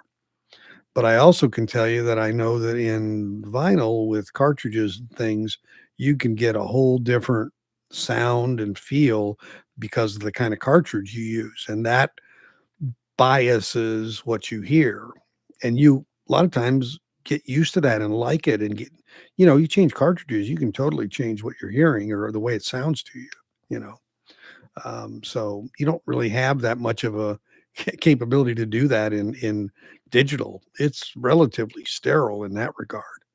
Um, so doesn't make it bad. It doesn't quite have that flavoring effect that you can get through vinyl with preamplification and the cartridge and those transducers that are in there, which really make a huge difference. And that, to me, that always, I don't know, that's always in the mix and nobody kind of talks about it. But to me, it's well, yeah, ones and zeros. Yeah, well, yeah, eventually it comes out into something that has a sound, and the way those are manipulated and come down to the actual stream that you hear is is going to be different on different players even because of the DAC, like we've said, right? So um,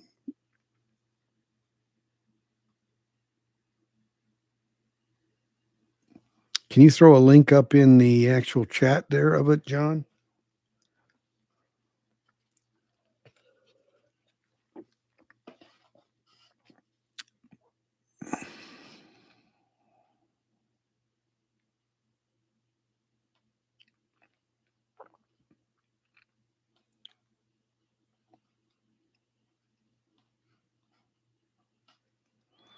Yep. So the question I would have is what the filters,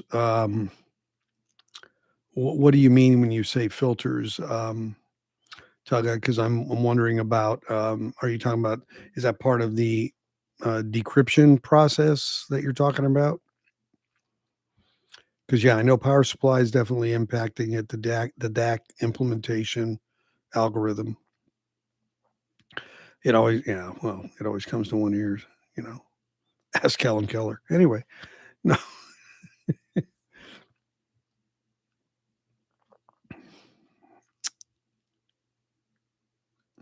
just kind of curious. Yeah, John, I don't know if you can put that link in the chat or not, or email it to me, I guess, is the other option. But if others could see it, that'd probably be nice.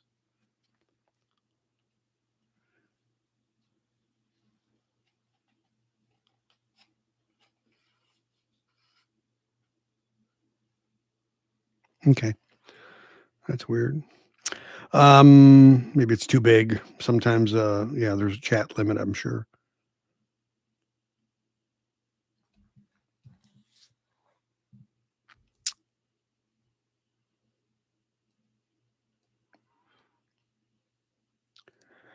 Yeah, I mean, I've never used a mono cart to be honest with you, but I don't listen to a lot of mono.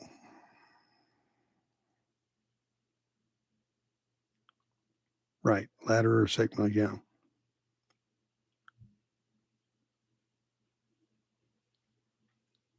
Okay, it's the stair stepping. Okay, I got you. Got you. Okay. Well, like I said, that's all, it's all gonna have some effect to some degree, and the question is, is it audible to me? Does it matter? Does it make a difference? Um, IAB the Eagles, One Step album and the SACD they released, and there was definitely a difference, no doubt. Okay, thank you, sir.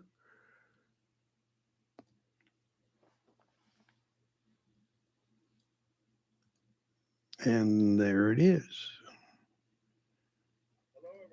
Oh, that's an ad from Chad. Isn't that funny? Right at the beginning of this thing is a Chad. So this thing's an hour.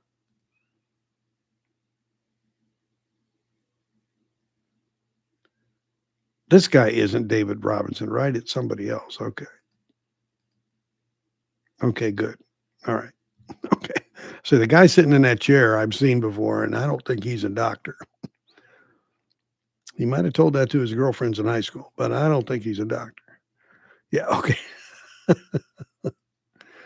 Yeah, I got it. Okay.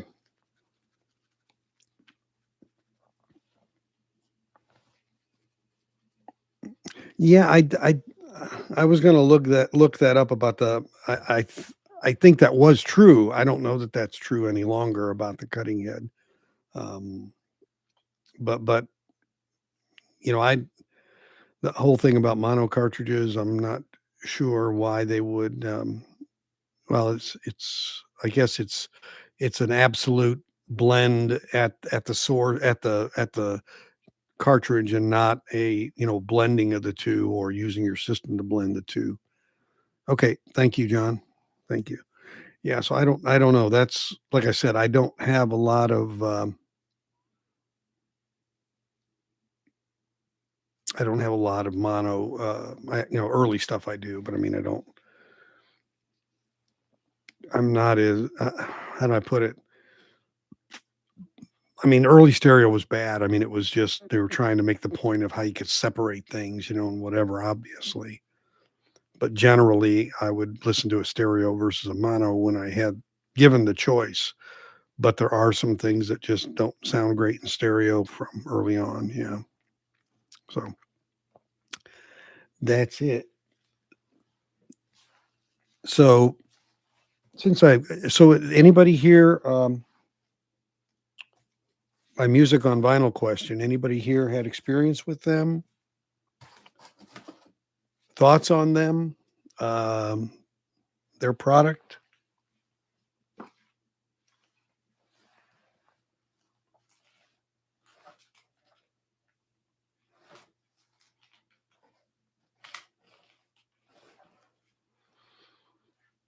Nobody?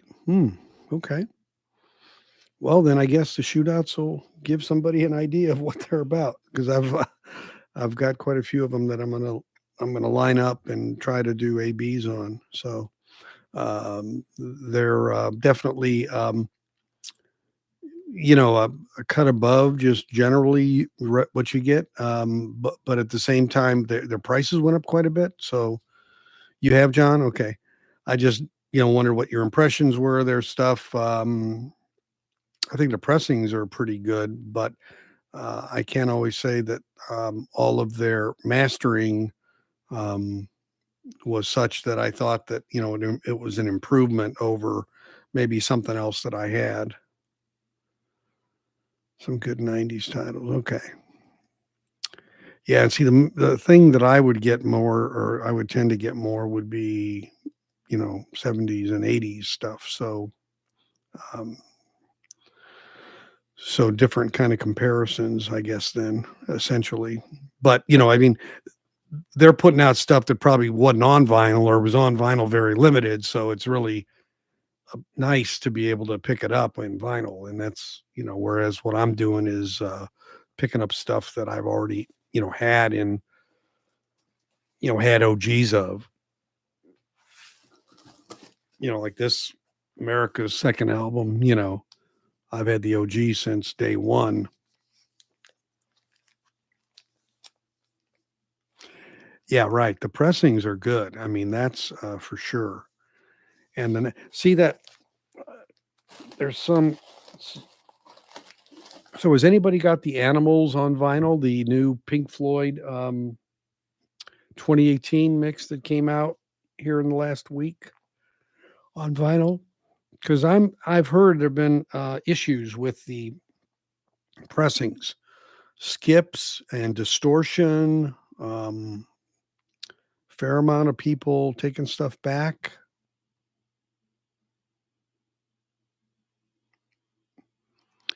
Yeah, they don't use AAA. No, they don't. They don't. That's pretty much.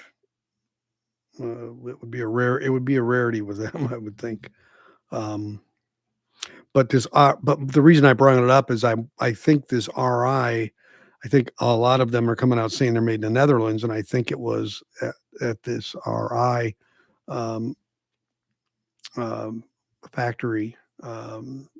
So I'm curious about whether that's a bellwether.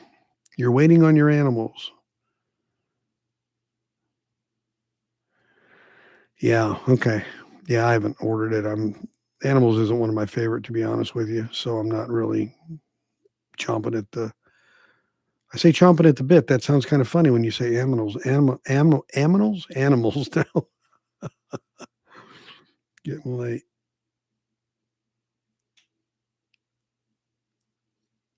A crapshoot with MOV. Yeah. Okay. All right. That's fair. That's that's kind of been my That's kind of been my experience. Okay, so I don't feel so bad.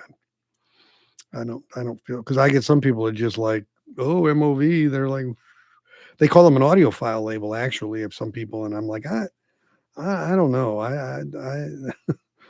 That's not quite you know crap originals. Yeah. Yeah. Well, like Chad says, it's hard to make a chicken salad sandwich out of chicken shit. So hard to polish a turd.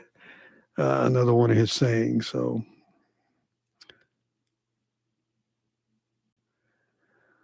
artificial low sounds and remix. Yeah.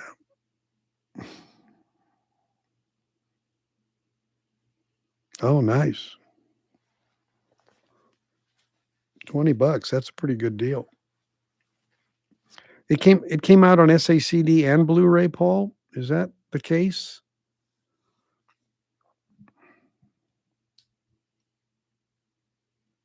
Simply Vinyl. Okay. Yeah. Okay. I hadn't heard that name in a while. Yeah.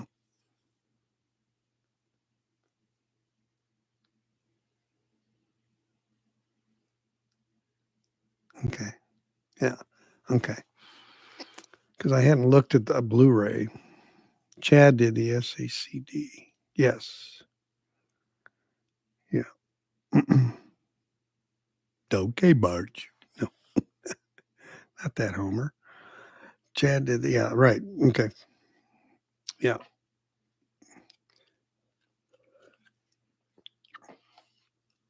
Yeah. I'll probably get that one. I got the Dark Side of the Moon and Wish You Were Here. I don't know if it's come in yet. I think it was on back order.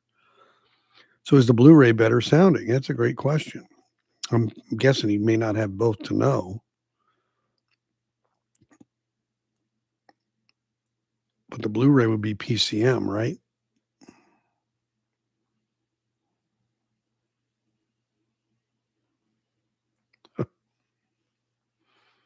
Simply. I think MoFi has taken that name over, but yeah. Actually, it's Simply Digital.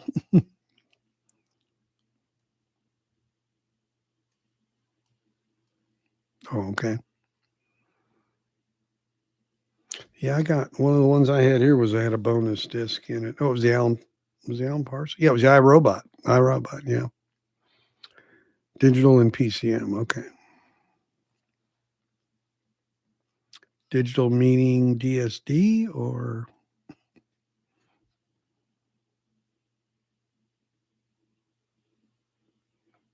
Guthrie, right? James Guthrie did the remix. Or was he the mastering guy?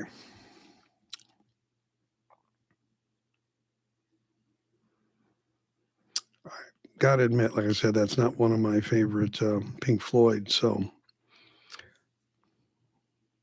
okay.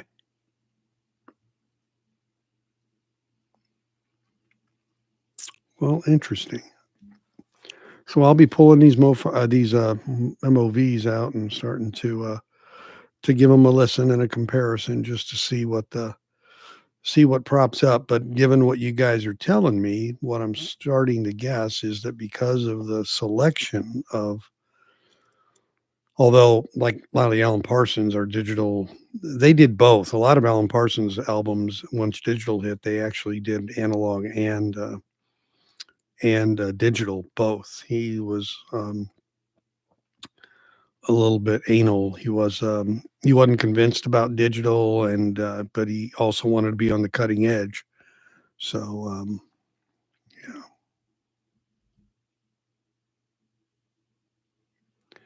music on vinyl does not use CDs. Oh, that's so good to know.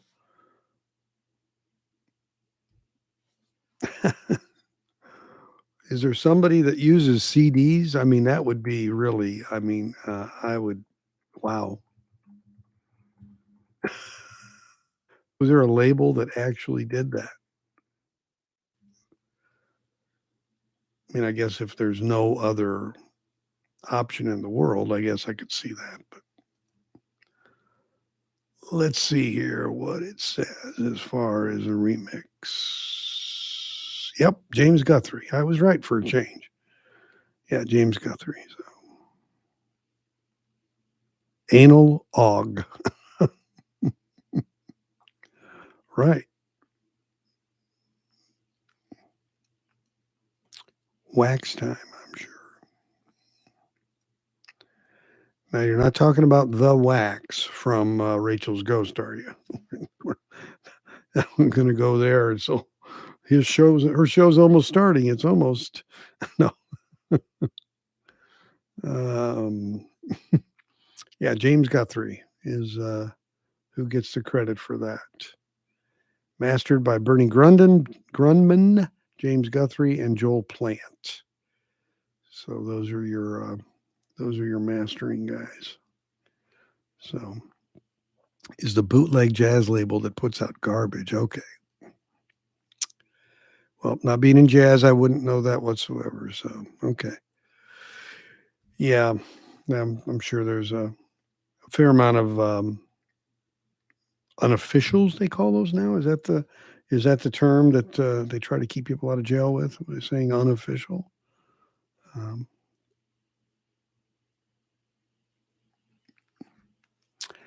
yeah, I mean, there's the whole recording process, right? Before it gets to the 2-track tape that is even if it's an analog tape, was there digital mix going on to get, that the mix was done in digital and then brought back down to analog. So that's probably used more and more and more, obviously, as things went on. So there's been this big focus on the mastering chain, but there's the whole front of the 2-track and what happens up there. So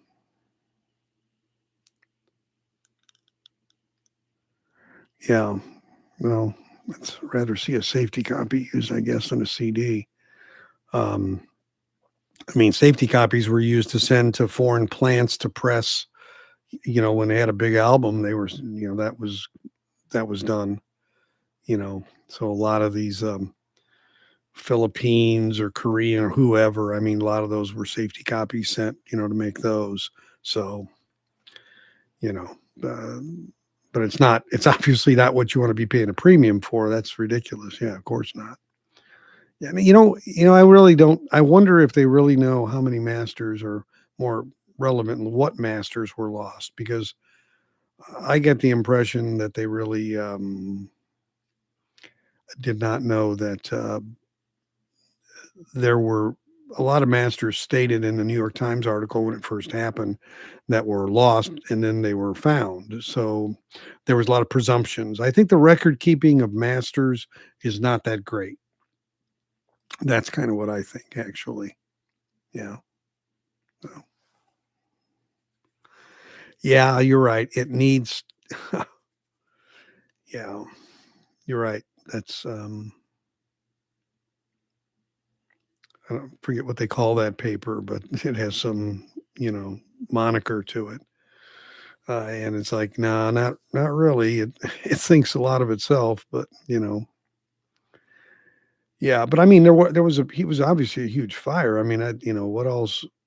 Some television stuff got lost in that too. It wasn't just audio. I mean, I think there was television tapes, other things like that that they've had to use other copies on since then to for syndication or whatever. So, but I think the record keeping is probably was they probably really tried to get their arms around it since all this happened. I would imagine, but I don't think they really had a great idea of what it was.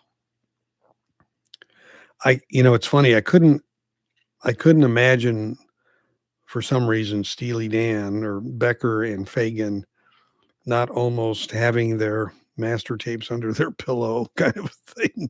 I just never really got the impression they would leave that stone unturned, given all that they put into getting what they made onto those tapes. Um, that's what I think. But 2-inch quad videotapes were also lost. Yeah, yeah. Thelma Houston. Yeah, I remember. I remember her very well. Don't Leave Me This Way, I think was her big hit. Yep. Very true. So bad management is bad management, no matter what it is or what it's about, whether it's record keeping or transparency, I guess. Bad management has a way of cooking its own goose. And I kind of think that there's too much of that, actually, I think. I got the music in me. Okay, now see, now she may have made that, but I think her big hit was "Don't Leave Me This Way," but I could be wrong. I have been wrong before. But being a former DJ, best known for her number one international pop hit "Don't Leave Me This Way." Okay, all right.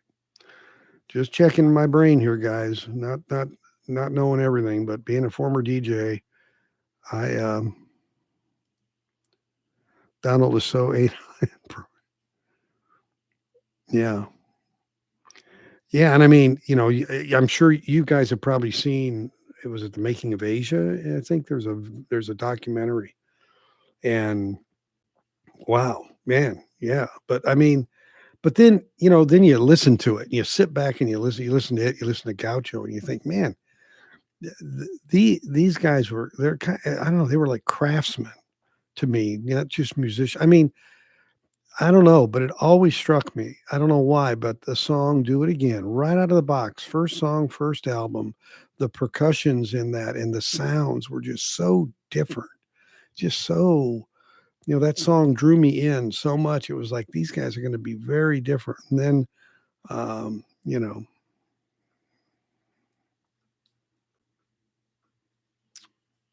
Sheffield Labs did the Thelma. Let me check here real quick. And you called it pressure cooker. Okay.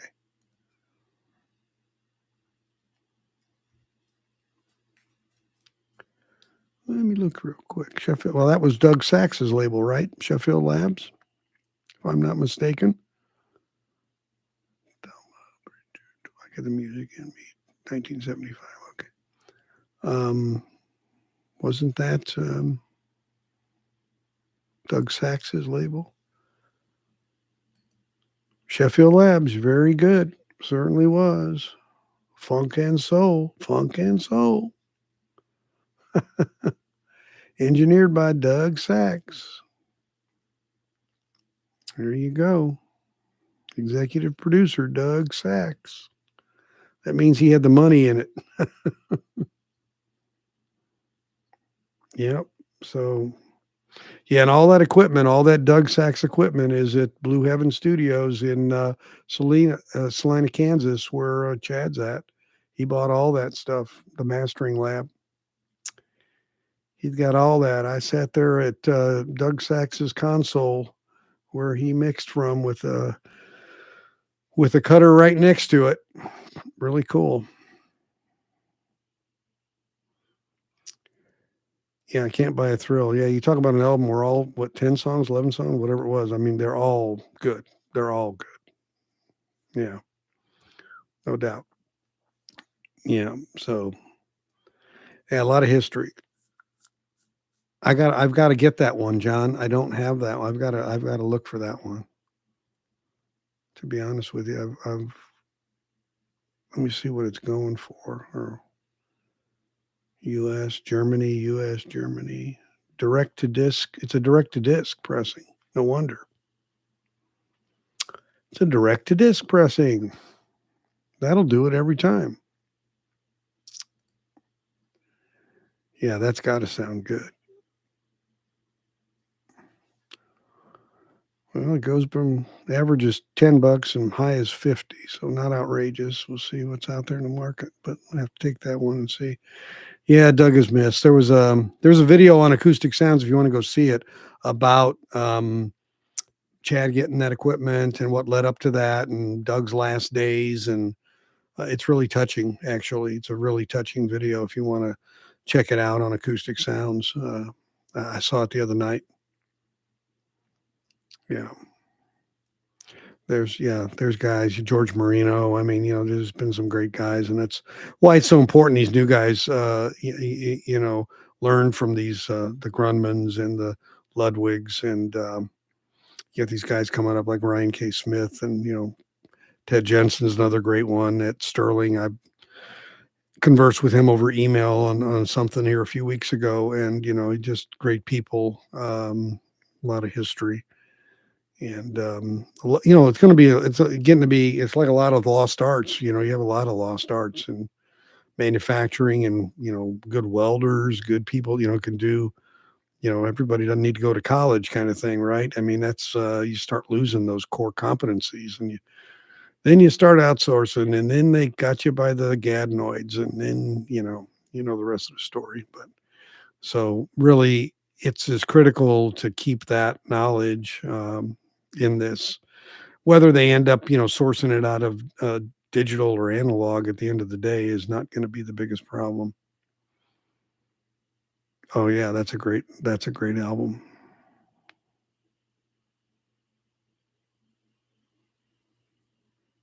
Right, you're right, John. I'll definitely get that one on your recommendation. Yeah, Moody Blues, Days of Future Past. I have quite a few copies of that one. The MoFi of it's pretty darn good, actually. I do have the MoFi of that. It's pretty good. But I have a lot of the early pressings, UK and Europe, of that. I have Japan. That's a favorite album. But that's an album that needs quiet surface, really, to enjoy. It needs quiet surface, which of course you didn't always get with some of the U.S. product, the DRAM London stuff. But that DSS was pretty amazing that they used for that. That was kind of a trial with Decca to try that out, and they were the guinea pig.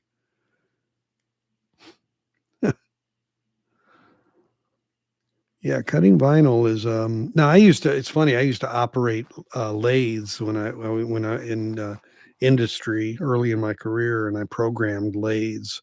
So, cutters and, doing that kind of work is, but it was metalworking, of course. It wasn't a lacquer, but some of the same principles apply, in terms of what you do. But there's so much nuance to what they do, and they just got to be on their game when they do that.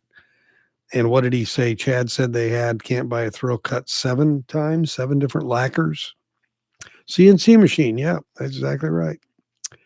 CNC, and then I think they called them DNC for download, see, where you can download directly from a computer instead of storing it directly. Yeah, but yeah, I guess that lacquer for Can't Buy a Thrill had to go through 7 iterations for Chad finally blessed it, and Fagan blessed it, and everybody whoever needed to bless it blessed it, I guess.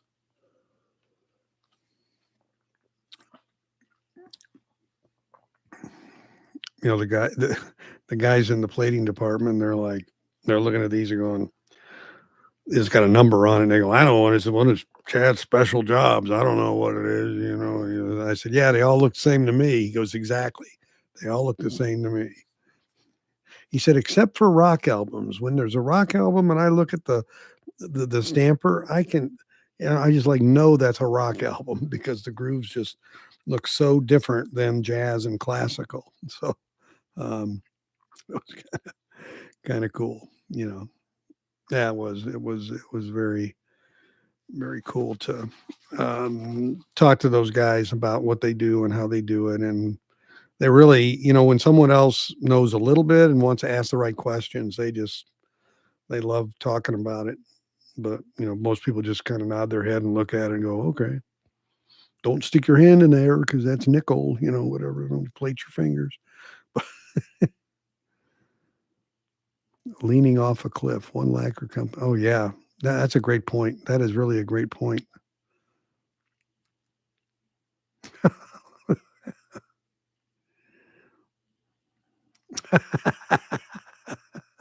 They brought the Pope in.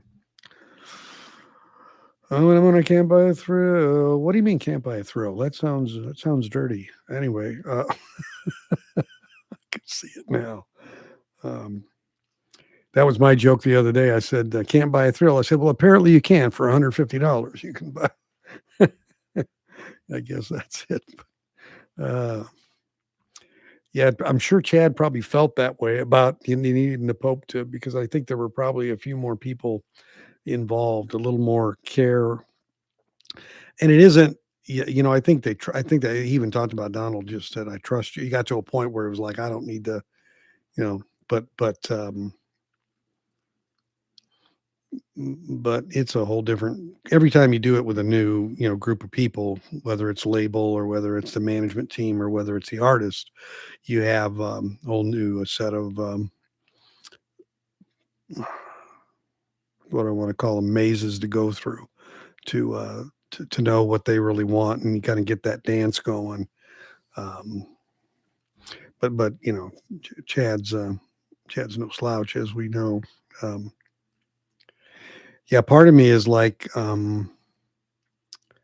it's really been cool what Steely Dan meant.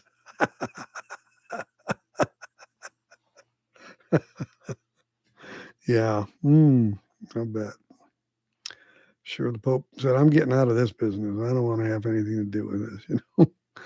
Um, but it is, it's kind of like now you kind of get behind the curtain kind of thing, and you're like, man, it's just how much do you want to know? How much do you need to know? How much do I mean,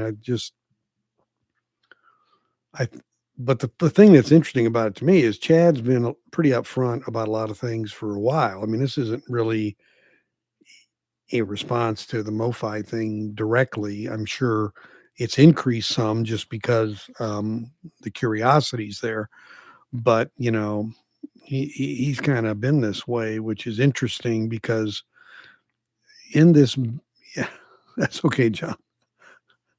I'm one of those brethren, but take no offense. I thought it was a great perspective of, yeah, it's gonna take the blessing from on high kind of thing. I thought that was what it was going to take to ever get him released, to tell you the truth, because I mean I've been waiting and wait. I mean it's just been, what's really ridiculous to me, guys, really funny is I've been desperately wanting these to be released for over 20 years at least, and here I am, and I'm sitting in the plant with the guy who's going to end up doing it, on August 30th. That was like karma, almost, just like weird to me those roads would do that merging like that. That really blew my mind because you can't really know how much I've waited for that. If I tell you too much, we'll have to nickel plate you. No, he said he'd do something else to me actually, but anyway, uh, he said, "You're gonna have to sit and listen to jazz and the blues for 8 hours." No, he didn't say. I'm just kidding. But he probably loved me to do that because I'm sure I need to grow more appreciation for it than I probably have. But yeah, so it's really, to me, it's just a matter of, hey, that's already been there. It's been the way it has been, but now we kind of got we got all these avenues now into this and talking to different people. And yeah, I'm supposed to, what's the date here? End of September, talk to Kai Siemens from Speaker's Corner. So if you guys have any questions you want me to ask him, he was interviewed by Anna Dialogue, and I don't want to obviously repeat those questions. He got a lot more into some of the business and costs, and I mean, he got into some areas that I wouldn't have gone into. So, uh, but if there's anything about Speaker's Corner you're curious about, I did not know that they. I looked on their website and they had like 130 titles, but when I went in Discogs, they had 800 and something. I didn't realize their catalog was that deep. And I say wide, it's probably a mostly classical. I'd say classical is probably the lion's share of theirs, but they obviously do have some pop and some rock. But um, they've been formidable since what, 93, I think, and um, I just have a hard time finding them generally. I mean, even they're on Chad's site, but they're usually not in stock. So I try to pick them up when I'm in Europe, which I'm supposed to go to Germany. I'm supposed to go in the next 2 months, but I'm not sure. I don't have anything official. It's getting close to winter, so I'm not sure if I want to go there in the winter. But uh, I did pick up some stuff there when I was there. It was easier to find in the stores, at least. I've got that one. That is amazing. Yeah.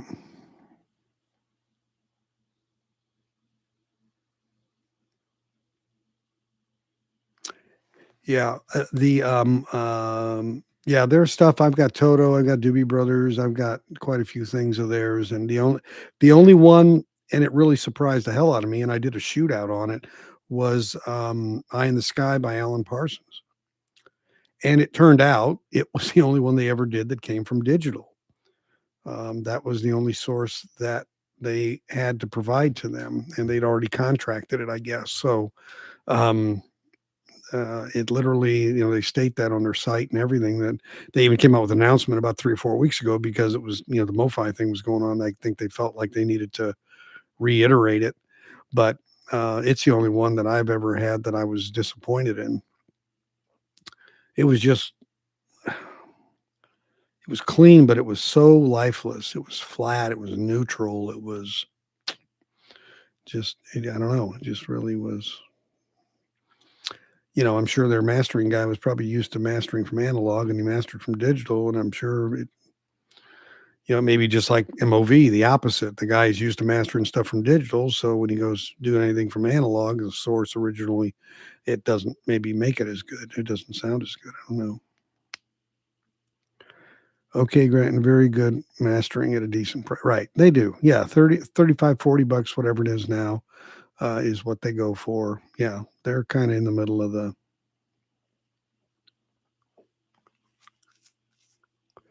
ESP. What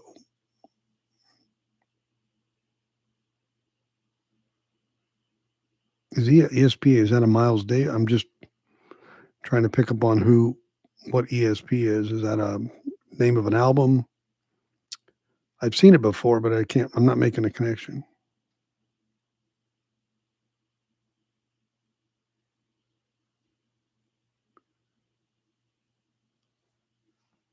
Okay. Okay. Miles. Okay. Well, I'm close enough that I'm starting to make connections, guys. That's about it. Chad can do crime of the century. Yeah.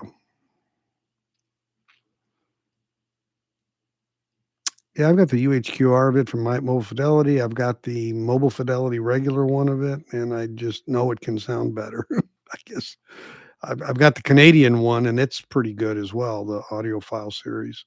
Yeah, if you don't know about the Audiophile series, pretty much was A&M Records had the series of half-speed masters that were done on virgin vinyl and pretty much done by Stan Ricker in Japan. And many of those titles that were done were not licensed to MoFi to do. So you're basically getting a MoFi record, but it's coming through Canada in this audiophile series. So if you ever see one, they're pretty damn good.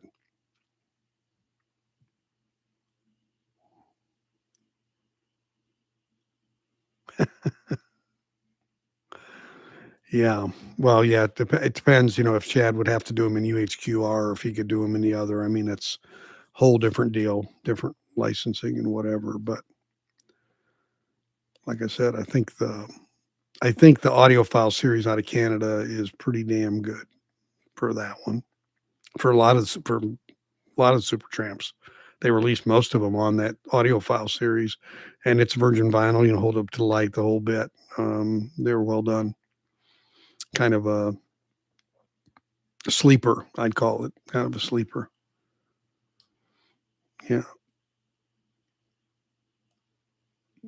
Homer, you mean getting those audiophile series? Maybe you're talking about that MoFi when you're talking about getting it. Yeah, okay.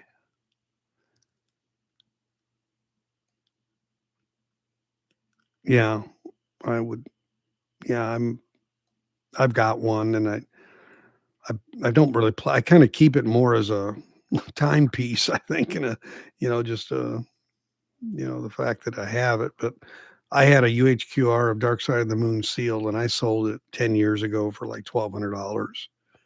Um, I outfitted a whole media room with it, so um, I know I could have gotten more for it later, but didn't know at the time, of course. But I honestly, I mean, I've got the pro use Japanese Dark Side of the Moon, and it's all I need. Although I haven't heard the 30th anniversary edition because someone said that I really need that one. So um, I listened to it enough. So they are superb. Thanks, Mr. Mac. Yeah, UK sounds great. I don't know if I have a UK of that, to be honest with you. But there's another album that needs quiet vinyl. I mean, there's just so much in it that has passages that, you really, it just, I say, interrupts the experience when you don't have quiet vinyl on it.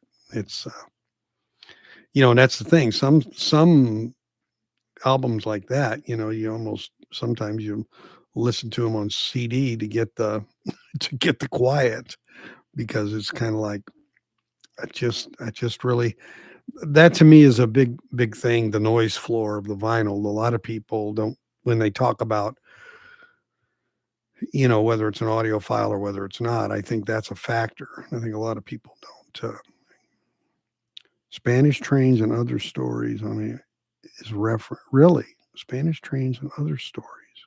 Yeah, Carpenters I've got.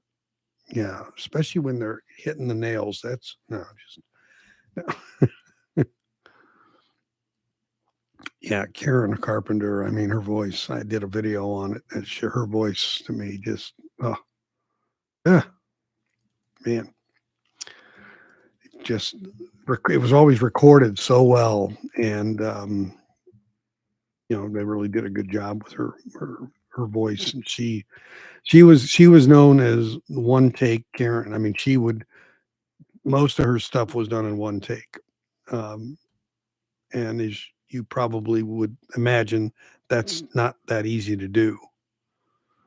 You know, the they got to a point where she was better to record post production, post instrumentation, because if she was going to get it in one take and the band wasn't, it was really a lot of pressure on the band.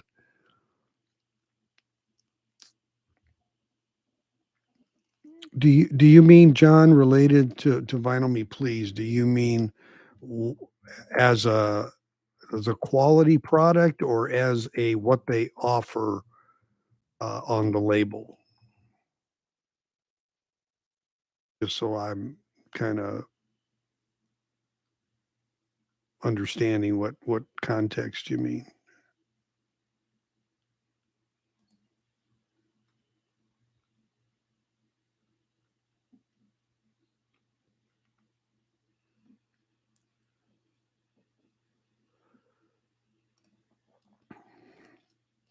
I'd say that, for one thing, I could say that a lot of the bands that they cover are ones that I'm not as familiar with. So,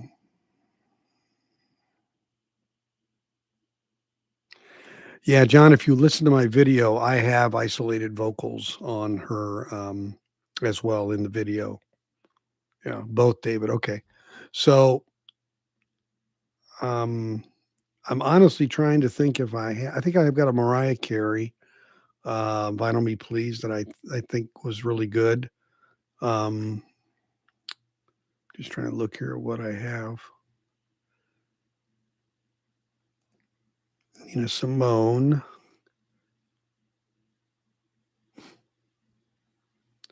some John Stevens.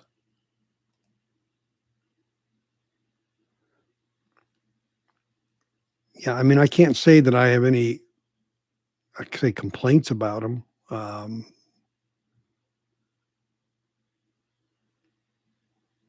But for the most part, I would say that their catalog isn't as, compatible with my taste is what, is what I would say. Yeah. So, yeah, I mean, of the numbered episodes, I'll be on number 50. My next one will be 50. And I've got probably 10 or 12 that don't have numbers on them. So that were other kind of things I've done. So trying to pace myself, but I've got three or four kind of partly done. So, but the one I did today was kind of just out of the blue because I really just got a little annoyed with some of the rankering about the UHQR, and that it really is way off base cost wise, and it is expensive. But I meant when I look at what UHQRs were when they first came out and the cost of money now, and it's basically the same price and better quality of what you're getting. But it doesn't make it any cheaper. I know.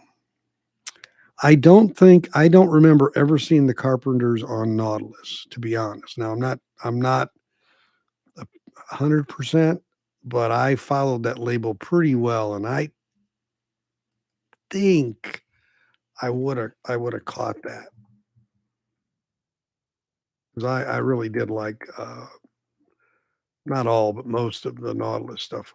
One of the other reasons I like Nautilus is they did DBX records, and I have a DBX encoder for discs, and they were um, they were amazing because what they did is when they cut the record, it was DBX compressed, so the cut was very minimal in a sense. It didn't have to go real deep. It wasn't, and then what happened is the DBX expansion would expand it back out on the other end, so it would decode it, and it just sounded glorious. So like, um,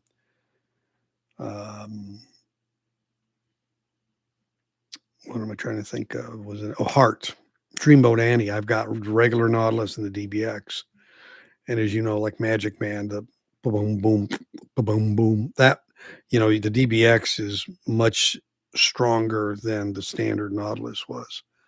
But oh yeah, Gold CD. I think that's right. I don't. I'm double checking here, but I don't. Oh, no Carpenters. No Carpenters. Let's see if they did. I really somehow I missed it because I would probably have been on top of that for sure. But there is at least the singles album is on the the audiophile label, the A&M that I was talking about earlier out of Canada, and it's really good. So, but I wish that, yeah, I wish someone would give them a good audiophile treatment. I don't know as really has been done on vinyl that I know of. I mean, I know there's Japanese pressings and there's German, there's good pressings, but I don't know anybody's really ever done that. And I think that would be good orchestration, man. Yeah, I think it is, John. I think the DBX is better. It's it's definitely more at you, in you. I mean, you feel it. It's just stronger vocals. It just because the deal is this, right? So they go to cut the regular one, and it has its own, its intensity, right? And so they've got to manage how they master that. But when you have the DBX compression on there, there's really not. I mean, there's not a lot going on, so there's not a lot of interference. There's not a lot of the group. You don't have to worry about that piece of the equation because it's all going to come out, on the decoded end. So it gets cut just as a very, I mean, if you play it without the DBX, it sounds awful. Sounds like it's coming out of a tin can.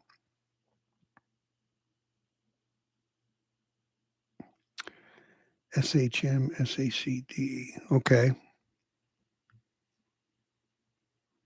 Now SHM, that's just another I almost don't want to say a format, but is there anything special in your SACD player that you need for those? Because I've seen those listed and I just wasn't sure if that was just a different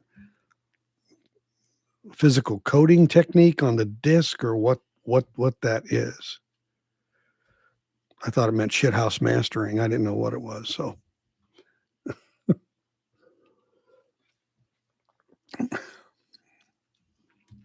because I've seen a few of those on CD Japan, I wanted to buy some, but I didn't want to pull the trigger.